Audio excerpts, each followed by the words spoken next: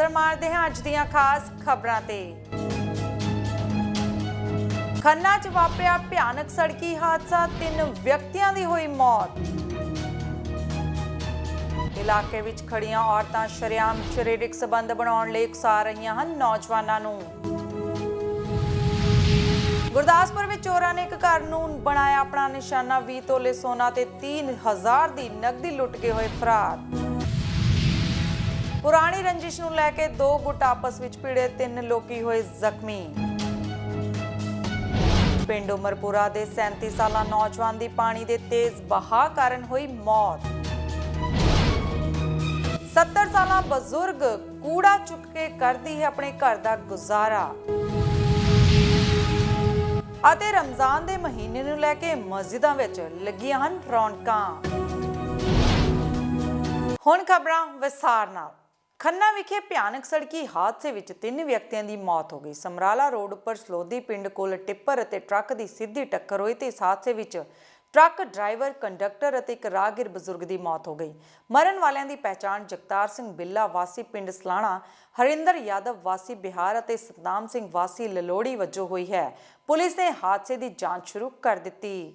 ਜਿਹਨੇ ਸਾਡਾ ਬੰਦਾ ਮਾਰਿਆ, ਜਿਹਨੇ ਵਿੱਚ ਟਿੱਪਰ ਮਾਰ ਅਰ ਰੌਂਗ ਸਾਈਡ ਤੋਂ ਸਾਡੀ ਗੱਡੀ ਚੱਕੀ ਆ, ਰੌਂਗ ਸਾਈਡ ਤੋਂ। ਤੇ ਸਾਨੂੰ ਇਹਦਾ ਇਹ ਬੰਦੇ ਦਾ ਕੇਸ ਚਾਹੀਦਾ, ਇਨਸਾਫ ਚਾਹੀਦਾ, ਸਾਨੂੰ ਇਨਸਾਫ ਚਾਹੀਦਾ, ਇਨਸਾਫ ਚਾਹੀਦਾ। ਜਿਵੇਂ ਮਰਜ਼ੀ ਕਰੋ ਵੀਰੇ, ਸਾਨੂੰ ਇਨਸਾਫ ਚਾਹੀਦਾ। ਸਾਡਾ ਜਗਤਾਰ ਸਿੰਘ ਸਾਡਾ ਡਰਾਈਵਰ, ਸਾਡਾ ਚਾਚਾ, ਸਾਡਾ ਭਰਾਵਾਂ ਵਾਲਾ, ਸਾਡੇ ਬਾਪ ਵਰਗਾ, ਇਹਨੇ ਬੰਦੇ ਨੇ ਮਾਰਿਆ। ਇਹ ਬੰਦੇ ਨੇ ਆਹ ਦੂਜਾ ਡਰਾਈਵਰ ਇਹਨੇ ਟਿੱਪਰ ਦਾ ਡਰਾਈਵਰ ਵਿੱਚ ਚੜਦਾ, ਕੀ ਕਰਨ ਚੜਿਆ? ਸਾਨੂੰ ਉਹ ਚਾਹੀਦਾ ਸੀ, ਕੀ ਕਰਨ ਚੜਿਆ? ਮੇਰਾ ਨਾਮ ਸਤਵਿੰਦਰ ਹੈ ਜੀ, ਪਿੰਡ ਭਮੱਦੀ ਆ। ਮੇਰਾ ਅੰਕਲ ਹੀ ਲੱਗਦਾ, ਸਾਡਾ ਡਰਾਈਵਰ ਆ ਰਿਤਿਸ਼ ਐਗਰੋ ਦਾ। ਕੀ ਨਾਮ ਸੀ ਉਹਨਾਂ ਦਾ? ਉਹਨਾਂ ਦਾ ਨਾਮ ਬਿੱਲਾ ਜੀ, ਅਸੀਂ ਬਿੱਲੇ ਨਾਂ ਤੇ ਜਾਣਦੇ ਆ। ਜਗਤਾਰ ਸਿੰਘ ਬਿੱਲਾ, ਜਗਤਾਰ ਸਿੰਘ ਬਿੱਲਾ। ਕੁਛ ਨਹੀਂ, ਉਹ ਆਰਾਮ ਨਾਲ ਆਪਣੀ ਸਾਈਡ ਤੇ ਆਉਂਦੇ ਨੇ, ਦੂਜੀ ਸਾਈਡ ਦੇ ਵਿੱਚੋਂ ਰੌਂਗ ਸਾਈਡ ਦੇ ਵਿੱਚੋਂ ਜਾ ਕੇ ਟਿੱਪਰ ਵਾਲੇ ਨੇ ਸਾਡਾ ਬੰਦਾ ਚੱਕਿਆ, ਗੱਡੀ ਵਿੱਚ ਮਾਰੀ ਆ, ਸਾਡਾ ਬੰਦਾ ਮੌਕੇ ਤੇ ਮਾਰਤਾ। ਔਰ ਦੂਜੀ ਕੰਪਨੀ ਦਾ ਡਰਾਈਵਰ ਟਿੱਪਰ ਕਿਸੇ ਹੋਰ ਦਾ, ਉਹ ਬੰਦਾ ਗੱਡੀ ਦੇ ਵਿੱਚ ਚੜਦਾ, ਜਿਹੜੀ ਗੱਡੀ ਨਾਲ ਐਕਸੀਡੈਂਟ ਹੋਇਆ। ਜਗਤਾਰ ਸਿੰਘ ਗੱਡੀ ਚਲਾ ਰਹੇ ਤੇ ਖਾਲੀ ਸੀ ਨਾ ਹੀ ਭਰੀ ਹੋਈ ਸੀ, ਲੋਡ ਸੀ, ਉਹ ਆਪਣੀ ਸਾਈਡ ਸੀ, ਉਹ ਆਪਣੀ ਸਾਈਡ ਸੀ, ਅਸੀਂ ਕੰਪਨੀ ਦੇ। ਇੱਕ ਮਿੰਟ, ਦੂਜੀ ਗੱਲ, ਜਦੋਂ ਟਿੱਪਰ ਲੱਗ ਗਿਆ, ਟਿੱਪਰ ਦਾ ਡਰਾਈਵਰ ਉਰੇ ਆ, ਦੂਜਾ ਟਿੱਪਰ ਦਾ ਡਰਾਈਵਰ ਟਿੱਪਰ ਦੇ ਵਿੱਚ ਕੀ ਕਰਨ ਚੜਿਆ? ਸਾਨੂੰ ਪਹਿਲਾਂ ਇਹ ਸਬੂਤ ਚਾਹੀਦਾ। ਉਹ ਸਾਨੂੰ ਇਹ ਦੱਸੋ ਕਰਨ ਕੀ ਗਿਆ? ਗੱਡੀ ਦੇ ਕਾਗਜ਼ ਪੱਤਰ ਕੱਢਣ ਗਿਆ।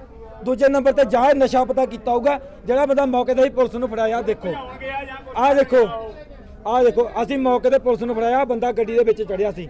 ਵੀਰੇ ਕੈਮਰਾ ਕੋਲ ਕਰੋ।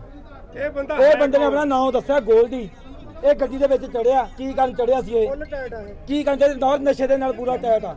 ਦੂਜਾ ਟਿੱਪਰ ਇਹਦਾ। ਸਾਨੂੰ ਪਹਿਲਾਂ ਦੱਸੋ ਗੱਡੀ ਵਿੱਚ ਕਰਨ ਕੀ ਗਿਆ ਸੀ? ਸਾਨੂੰ ਇਹ ਇਨਸਾਫ ਚਾਹੀਦਾ। ਸਰ ਆਪਣੇ ਕੋਲ ਇੱਕ ਪੇਸ਼ੈਂਟ ਆਏ ਸੀਗੇ, 4 ਪੇਸ਼ੈਂਟ ਸੀਗੇ। ਉਹਨਾਂ ਦੀ ਹਿਸਟਰੀ ਸੀਗੀ ਵੀ ਉਹਨਾਂ ਦਾ ਐਕਸੀਡੈਂਟ ਹੋਇਆ at GT road, on the GT road near Salaudi, ਜਿਹੜਾ ਵਿਲੇਜ ਆਉਂਦਾ ਆਪਣਾ ਸਮਰਾਲਾ ਰੋਡ ਤੇ ਉਹਦੇ ਵਿੱਚ ਸਾਡੇ ਕੋਲ 4 ਪੇਸ਼ੈਂਟ ਲਾਈਕ ਸਾਨੂੰ ਇਨਫੋਰਮੇਸ਼ਨ ਮਿਲੀ ਸੀ, ਜਿਹਦੇ ਕੋਲ ਸਾਡੇ ਕੋਲ 4 ਪੇਸ਼ੈਂਟ ਸੀਗੇ, ਜਿਨ੍ਹਾਂ ਦੇ ਵਿੱਚੋਂ ਤੁਹਾਨੂੰ ਮੈਂ ਨਾਮ ਦੱਸ ਦਿੰਦਾ 4 ਪੇਸ਼ੈਂਟਸ ਦਾ।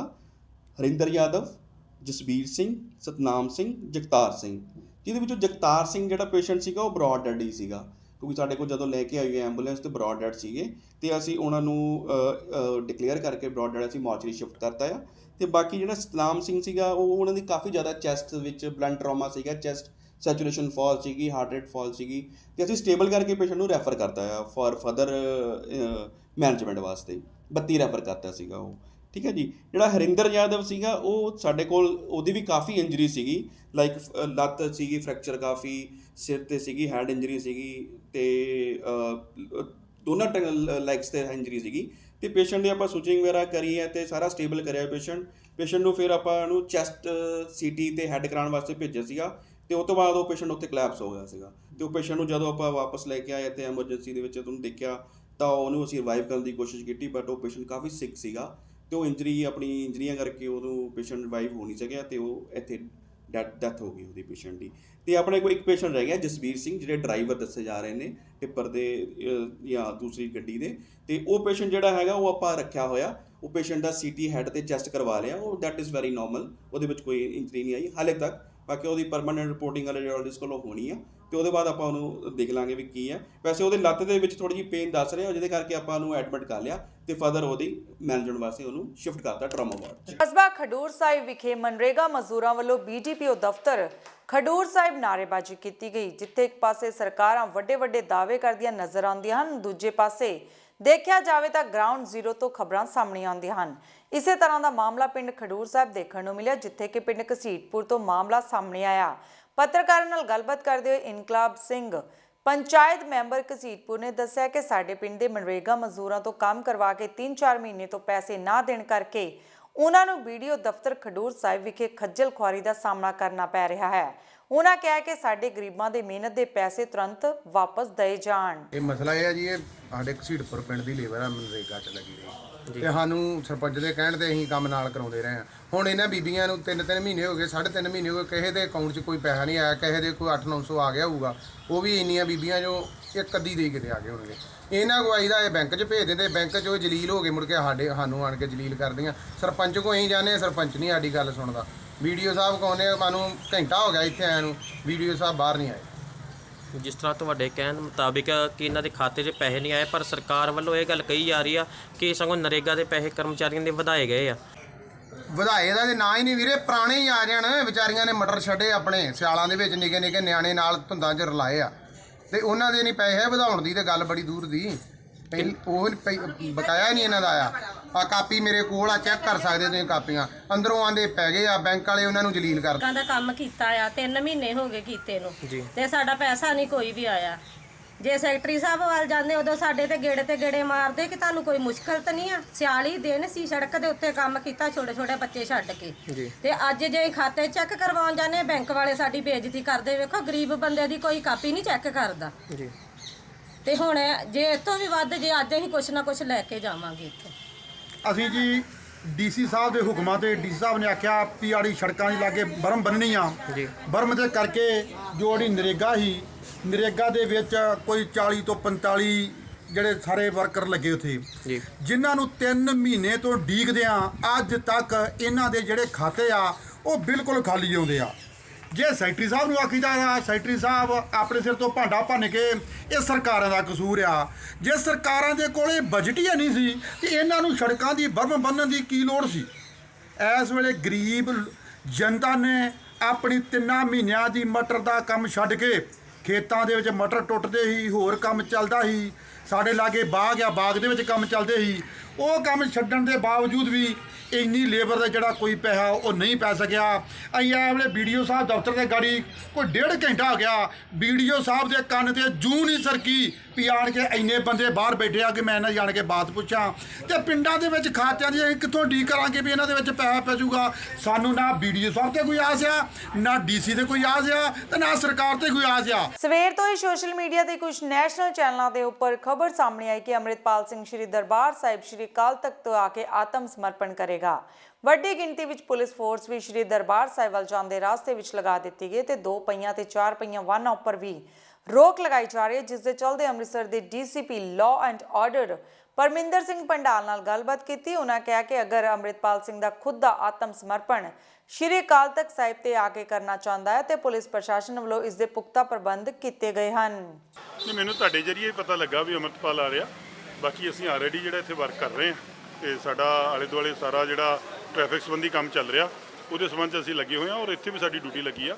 ਅੰਮ੍ਰਿਤਪਾਲ ਨੂੰ ਪੇਸ਼ ਹੋਣਾ ਚਾਹੀਦਾ ਗਵਰਨਮੈਂਟ ਦੇ, ਜਿੱਥੇ ਵੀ ਹੈਗਾ ਉੱਥੇ ਪੇਸ਼ ਹੋ ਜਾਣਾ ਚਾਹੀਦਾ। ਜੋ ਇੱਥੇ ਆ ਤੇ ਇੱਥੇ ਪੇਸ਼ ਹੋ ਜਾਓ, ਜੇ ਬਾਹਰ ਆ ਤਾਂ ਬਾਹਰ ਹੋ ਜਾਵੇ। ਹਾਂ, ਕੋਈ ਗੱਲ ਨਹੀਂ ਜੀ, ਇੱਥੇ ਆ ਜਾਓ, ਇੱਥੇ ਪੇਸ਼ ਹੋ ਜਾਵੇ, ਕੋਈ ਗੱਲ ਨਹੀਂ। ਜਿੱਥੇ ਵੀ ਉਹ ਪੇਸ਼ ਹੋਊਗਾ ਕੋਈ ਗੱਲ ਨਹੀਂ, ਦੇਖ ਲੈਂਦੇ। ਸ਼੍ਰੀ ਮੁਕਤਸਰ ਸਾਹਿਬ ਦੇ ਵਧੀਕ ਡਿਪਟੀ ਕਮਿਸ਼ਨਰ ਦਫ਼ਤਰ ਦੇ ਬਾਹਰ ਅੱਜ ਖੇਤ ਮਜ਼ਦੂਰੀ ਯੂਨੀਅਨ ਦੀ ਅਗਵਾਈ ਵਿੱਚ ਮਜ਼ਦੂਰਾਂ ਨੇ ਧਰਨਾ ਦਿੱਤਾ।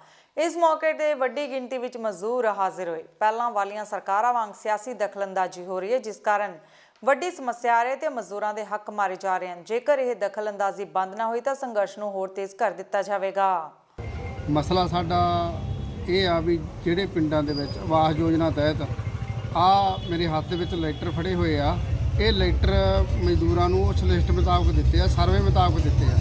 ਉਹਨਾਂ ਦੀਆਂ ਮੰਨ ਲਓ ਫੋਟੋ ਹੋਈਆਂ ਟਾਇਰ ਦਿੱਤੇ ਆ ਤੇ ਉਹ ਮੰਨ ਲਓ ਹੁਣ ਉਹਨਾਂ ਨੂੰ ਉਹਨਾਂ ਲਿਸਟ ਦੇ ਵਿੱਚੋਂ ਕੱਢ ਕੇ, ਯਾਨੀ ਕਿ ਉਹਨਾਂ ਨੂੰ ਗ੍ਰਾਂਟ ਨਹੀਂ ਉਹਨਾਂ ਨੂੰ ਦਿੱਤੀ ਜਾ ਰਹੀ, ਉਹਨਾਂ ਨੂੰ ਛੱਡਿਆ ਗਿਆ ਇਸ ਗੱਲ ਦੇ ਵਿੱਚੋਂ। ਇਹਦੇ ਵਿੱਚ ਹੈਗਾ ਕਰਚਰਨ ਸਿੰਘ ਸ਼ਾਮ ਸਿੰਘ ਆ, ਉਹਨਾਂ ਦੀ ਪਹਿਲਾਂ ਜਦੋਂ ਲੈਟਰ ਦੇਤਾ, ਉਹਨਾਂ ਨੇ ਮਤਲਬ ਜਈ ਆਇਆ, ਉਹ ਚੈੱਕ ਵੀ ਕਰਕੇ ਗਿਆ, ਉਹ ਪਾਸ ਕਰਕੇ ਗਿਆ। ਉਹਦੇ ਬਾਵਜੂਦ ਉਹ ਪਾਸ ਕਰ ਗਿਆ ਤੇ ਉਹਨਾਂ ਦੀ ਹਾਲਤ ਇਹ ਜਿਹੀ ਸੀ ਵੀ ਜੇ ਸਿਉਂਕ ਲੱਗੀ ਸੀ ਨਿਆਈ ਦੇ ਨਾਲ ਆ ਘਰ, ਬੱਤਿਆਂ ਨੂੰ ਸਿਉਂਕ ਲੱਗੀ ਤੇ ਉਹ ਟੁੱਟ ਰਹੇ ਸੀ ਬੱਤੇ, ਤੇ ਪੰਚਾਇਤ ਵੱਲੋਂ ਜਾਂ ਪਿੰਡ ਦੇ ਬੰਦਿਆਂ ਵੱਲੋਂ ਕਿਹਾ ਗਿਆ ਵੀ ਯਾਰ ਤੁਸੀਂ ਪਾ ਲਓ, ਕੋਈ ਗੱਲ ਨਹੀਂ, ਇਸੇ ਸਾਡੇ ਧਿਆਨ 'ਚ ਆ ਵੀ ਉੱਤੇ ਡਿੱਗ ਪਿਆ ਕੇ ਨੁਕਸਾਨ ਹੋਊਗਾ ਤੇ ਤੁਸੀਂ ਪਾ ਲਓ, ਗ੍ਰਾਂਟ ਤੁਹਾਡੀ ਪਵਾਈ ਜਾਊਗੀ।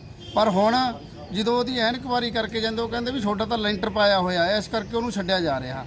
ਇਸੇ ਤਰ੍ਹਾਂ ਇਹਦੇ 'ਚ 2 ਹੋਰ ਹੈਗੇ ਮੇਰੇ ਕੋਲ, 11 ਸਾਡੇ ਪਿੰਡ ਦੇ ਇਹ, ਜਿਹੜੇ ਕਿ ਉਹਨਾਂ ਨੂੰ ਇਸ ਤਰ੍ਹਾਂ ਹੀ ਛੱਡਿਆ ਜਾਂਦਾ ਵੀ ਭਾਈ ਤੁਹਾਡਾ ਤਾਂ ਇਹਦੇ 'ਚ ਮਤਲਬ ਸੂਤ ਨਹੀਂ ਆਉਂਦਾਗਾ, ਤੁਹਾਡੇ ਦਾ ਮਕਾਨ ਵਧੀਆ ਹੋ ਕਿਉਂ ਰਿਹਾ? ਤੁਹਾਨੂੰ ਕੀ ਲੱਗਦਾ ਕਾਰਨ ਕੀ ਹੈਗਾ? ਸਾਰਾ ਕੁਝ ਇਹ ਆ ਵੀ ਜਿੱਥੋਂ ਤੱਕ ਹੁਣ ਆਮ ਆਦਮੀ ਪਾਰਟੀ ਦੀ ਸਰਕਾਰ ਆ, ਜਿਹੜੀ ਕਹਿੰਦੀ ਸੀ ਵੀ ਮੈਂ ਮਜ਼ਦੂਰਾਂ ਦੇ ਬਾਰੇ ਨਾਰੇ ਕਰ ਦੂੰ। ਪਹਿਲੀ ਗੱਲ ਤਾਂ ਅੱਜ ਤੱਕ ਸਾਡੇ ਮਜ਼ਦੂਰਾਂ ਦੀ ਸੁਣਵਾਈ ਨਹੀਂ ਕੀਤੀ, ਮੀਟਿੰਗਾਂ ਦੇ ਕੇ ਮੁੱਕਰ ਗਿਆ। ਤੇ ਜਿਹੜੀ ਆ ਪਿੰਡਾਂ ਦੇ ਵਿੱਚ ਜਿਹੜਾ ਸਾਡਾ ਸਿਸਟਮ ਆ, ਕੋਈ ਵੀ ਆ ਨਰੇਗਾ ਦਾ ਕੰਮ ਆ, ਉੱਥੇ ਪਾਬੰਦੀਆਂ ਲਾਈਆਂ ਜਾਂਦੀਆਂ ਵੀ ਸਾਡੇ ਬੰਦੇ ਹਾਜ਼ਰੀ ਲਾਉਣਗੇ, ਸਾਡੇ ਬੰਦੇ ਇੱਥੇ ਆਉਣਗੇ, ਤਾਂ ਗਰੁੱਪ ਬਣਾ ਦਿੰਦੇ ਆ। ਇਸੇ ਤਰ੍ਹਾਂ ਹੀ ਇਹਦੇ ਤੇ ਜਿਹੜਾ ਉਹਨਾਂ ਨੂੰ ਲੱਗਦਾ ਵੀ ਇਹ ਕਾਂਗਰਸ ਦਾ, ਇਹ ਫਲਾਣੇ ਦਾ, ਤੇ ਉਹਦੇ ਤੇ ਯਾਨੀ ਕਿ ਉਹ ਆਮ ਆਦਮੀ ਪਾਰਟੀ ਵਾਲੇ ਯਾਨੀ ਕਿ ਟਿਕ ਮਾਰ ਕਰਕੇ ਕਹਿੰਦੇ ਵੀ ਇਹਨਾਂ ਦਾ ਨਹੀਂ ਇਹੋ ਕਰਨਾ। ਇਸ ਕਰਕੇ ਸਿਆਸੀ ਤੌਰ ਤੇ ਜੀ ਮੰਗ ਕੀ ਹੋਣਾ? ਮੰਗ ਸਾਡੀ ਇਹ ਆ ਵੀ ਜਿਨ੍ਹਾਂ ਨੂੰ ਆਹ ਲਿਸਟਾਂ ਛੰਦ ਜਾਰੀ ਕੀਤੇ ਆ, ਇਹਨਾਂ ਦੀਆਂ ਗ੍ਰਾਂਟ ਪਾ ਕੇ ਇਹਨਾਂ ਦੇ ਮਕਾਨ ਬਣਨ। ਖਰਾਬ ਜੀਵਨ ਸ਼ੈਲੀ ਦੇ ਕਾਰਨ ਸ਼ੂਗਰ ਦੀ ਬਿਮਾਰੀ ਹੋ ਰਹੀ ਤੇ ਇਹ ਬਿਮਾਰੀ ਪੂਰੀ ਦੁਨੀਆ ਵਿੱਚ ਵਧਦੀ ਜਾ ਰਹੀ ਹੈ। ਇਸ ਸੰਬੰਧ ਵਿੱਚ ਸਾਡੀ ਖਾਸ ਗੱਲਬਾਤ MD ਮੈਡੀਸਿਨ ਡਾਕਟਰ ਅਨੁਮੇ ਭੱਲਾ ਨਾਲ ਹੋਈ। ਉਹਨਾਂ ਕਿਹਾ ਕਿ ਲੋਕੀ ਫਾਸਟ ਫੂਡ ਖਾ ਰਹੇ ਹਨ ਪਰ ਕਸਰਤ ਨਾ ਦੇ ਬਰਾਬਰ ਹੈ, ਇਸੇ ਕਰਕੇ ਲੋਕੀ ਸ਼ੂਗਰ ਦੀ ਬਿਮਾਰੀ ਨਾਲ ਗ੍ਰਸਤ ਹੋ ਰਹੇ ਹਨ। ਅੱਜ ਲੋੜ ਹੈ ਸਹੀ ਖਾਣ ਪਾਣ ਦੀ ਤੇ ਰੋਜ਼ਾਨਾ ਕਸਰਤ ਕਰਨ ਦੀ। ਪੇਸ਼ ਹੈ ਸ਼ੂਗਰ ਦੀ ਬਿਮਾਰੀ ਤੇ ਸਾਡੀ ਇਹ ਖਾਸ ਰਿਪੋर्ट। पेश है नाभा तो साडे पत्रकार तरुण मेहता दी यह रिपोर्ट। मैं डॉक्टर अनुमेहा भल्ला हूँ, मैं MD मेडिसिन हूँ और ये वीडियो मैंने डायबिटीज़ मेलाइटस टाइप 2 और लाइफस्टाइल, जिसे हम जीवन शैली कहते हैं, उनके बीच के संबंध को समझाने के लिए बनाया है। डायबिटीज़ को लाइफस्टाइल डिजीज़ भी कहते हैं। ये एक खराब जीवन शैली का नतीजा होता है। डायबिटीज़ कोई 20 दिन या महीने 2 महीने की परिस्थितियों की वजह से नहीं होता, ये हमारे सालों साल तक की गलत जीवन शैली या अनहेल्दी लाइफस्टाइल की वजह से होता है। खराब लाइफस्टाइल या अनहेल्दी लाइफस्टाइल का डायबिटीज से संबंध समझने के लिए हमें थोड़ा सा डायबिटीज की बेसिक्स को समझना पड़ेगा और इंसुलिन के बारे में समझना पड़ेगा। डायबिटीज एक ऐसी परिस्थिति है या ऐसी ये बीमारी है जिसमें इंसुलिन काम नहीं कर पाता। इंसुलिन होता जरूर है लेकिन वो प्रभावशाली नहीं रह जाता। इस स्टेट को हम इंसुलिन रेजिस्टेंस भी कहते हैं हमारी भाषा में। इंसुलिन एक ऐसा हार्मोन है जो कि खून में शुगर को कम रखता है, चाहे वो खाली पेट हो या खाना खाने के बाद हो। एक सामान्य इंसान जिसको शुगर की बीमारी या डायबिटीज की बीमारी नहीं है, उसके खून के अंदर खाली पेट भी इंसुलिन इतनी मात्रा में होता है कि वो खाली पेट की शुगर को या फास्टिंग शुगर को कंट्रोल या नियंत्रित रखता है। इसी सामान्य इंसान में जब खाना खाने के बाद जब शुगर की मात्रा खून में बढ़ जाती है, इंसुलिन सही अमाउंट में रिलीज होता है पैनक्रियाज से और बहुत ही जल्द शुगर को कंट्रोल कर लेता है, नियंत्रित कर लेता है। इंसुलिन शुगर को सामान्य इंसान में कैसे कम करता है? इंसुलिन आप ऐसा कह सकते हैं शुगर को धकेल के बहुत सारे दूसरे सेल्स में डाल देता है। खून के शुगर को धकेल के लिवर के सेल्स में या चर्बी के सेल्स में या मांसपेशियों के सेल्स में धकेल के शुगर को इन सेल्स में डाल देता है और खून में शुगर को कम कर देता है। तो सामान्य इंसान में खाली पेट का शुगर और खाना खाने के बाद का शुगर दोनों बहुत ही कंट्रोल रहते हैं। पर डायबिटिक्स में भी इंसुलिन होता है, पर जैसे कि मैंने आपको बताया कि इंसुलिन का प्रभाव कम होने के कारण या इंसुलिन रेजिस्टेंस होने के कारण ये इंसुलिन होने के बावजूद भी सही तरीके से काम नहीं कर पाता। इसलिए दोनों फास्टिंग शुगर और खाना खाने के बाद पोस्ट मील शुगर डायबिटिक्स में ज्यादा होते हैं। पर अब सवाल ये उठता है कि इंसुलिन रेजिस्टेंस या इंसुलिन का कम प्रभावशाली होना क्यों होता है डायबिटिक्स में? यहां पे बात आती है जीवन शैली की। डायबिटिक्स बहुत सालों की अपनी खराब जीवन शैली की वजह से अपने शरीर में एक असामान्य और बहुत ही हानिकारक फैट या चर्बी इकट्ठी करता है, जिसे हम कहते हैं विसरल फैट या विसरल चर्बी। यह विसरल चर्बी हमारे पेट के अंदरूनी अंग के आसपास, हमारी अतड़ियां या पेट के आसपास ये चर्बी इकट्ठी होती है। ये नॉर्मल चर्बी नहीं होती, ये असामान्य चर्बी और हानिकारक चर्बी है, और ये ऐसे हानिकारक पदार्थ निकालती है जो कि इंसुलिन को सही तरीके से काम नहीं करने देता। और आपके शरीर में ये चर्बी जितनी ज्यादा होगी उतना ही कम प्रभाव आपके शरीर में इंसुलिन का होगा, और आपका शुगर, इंसुलिन आपके शुगर को नियंत्रित नहीं रख पाएगा। और अगर शुगर को, अपने शुगर्स को कम रखना है या नियंत्रित रखना है, तो हमें ये खराब विसरल फैट या विसरल चर्बी को शरीर से निकालना पड़ेगा। और इसका सिर्फ एक ही तरीका है, हेल्दी लाइफस्टाइल अपनाना या एक अच्छी जीवन शैली अपनाना, जिसमें कि बैलेंस्ड फूड हो, ऐसा खाना जिसमें कि प्रोटीन की मात्रा अच्छी हो, ज्यादा हो, जिसमें कार्बोहाइड्रेट और फैट की मात्रा कम हो, जिसमें फाइबर बहुत ज्यादा हो, विटामिन्स हो, मिनरल्स हो, एक बैलेंस्ड फूड हो। ऐसी जीवन शैली जिसमें कुछ एक्सरसाइज, योगा, जॉगिंग, वॉकिंग, कुछ न कुछ फिजिकल एक्टिविटी आपकी लाइफ में हो। एक ऐसी जीवन शैली जिसमें आप तनाव कम ना लें। ऐसी जीवन शैली से ही आप अपनी विसरल फैट को घटा सकते हैं। कुछ लोग हमें ऐसे भी पूछते हैं कि अब जबकि हमारे शुगर्स हमारे दवाइयों से अच्छा कंट्रोल, शुगर की दवाइयों से अच्छा कंट्रोल हो गया है, तो हमें फिर भी अपनी जीवन शैली बदलने का क्या फायदा? मैं आपको बताती हूँ। अगर आपने आपकी शुगर्स को बहुत अच्छा कंट्रोल कर लिया है दवाइयों से, लेकिन और जीवन शैली में बदलाव नहीं ला रहे, तो मैं आपको बताऊं, बहुत ही जल्द आपकी ये दवाइयां आपको कम पड़ने लगेगी और आपका शुगर इन दवाइयों पर भी बढ़ने लगेगा, क्योंकि आपकी इंसुलिन रेजिस्टेंस या इंसुलिन के प्रभाव में बदलाव नहीं आया है। आप 2 दवाइयों से 4 दवाई, 4 से 6, और हो सकता है शायद इंसुलिन पे आपको आना पड़े, क्योंकि जो बेसिक प्रॉब्लम थी डायबिटीज की, इंसुलिन रेजिस्टेंस की, वो आपने ठीक नहीं करी। उसे ठीक करने का एक ही तरीका है कि खराब जीवन शैली को छोड़ दे और अपनी विसरल फैट को कम कर दे या खत्म कर दे।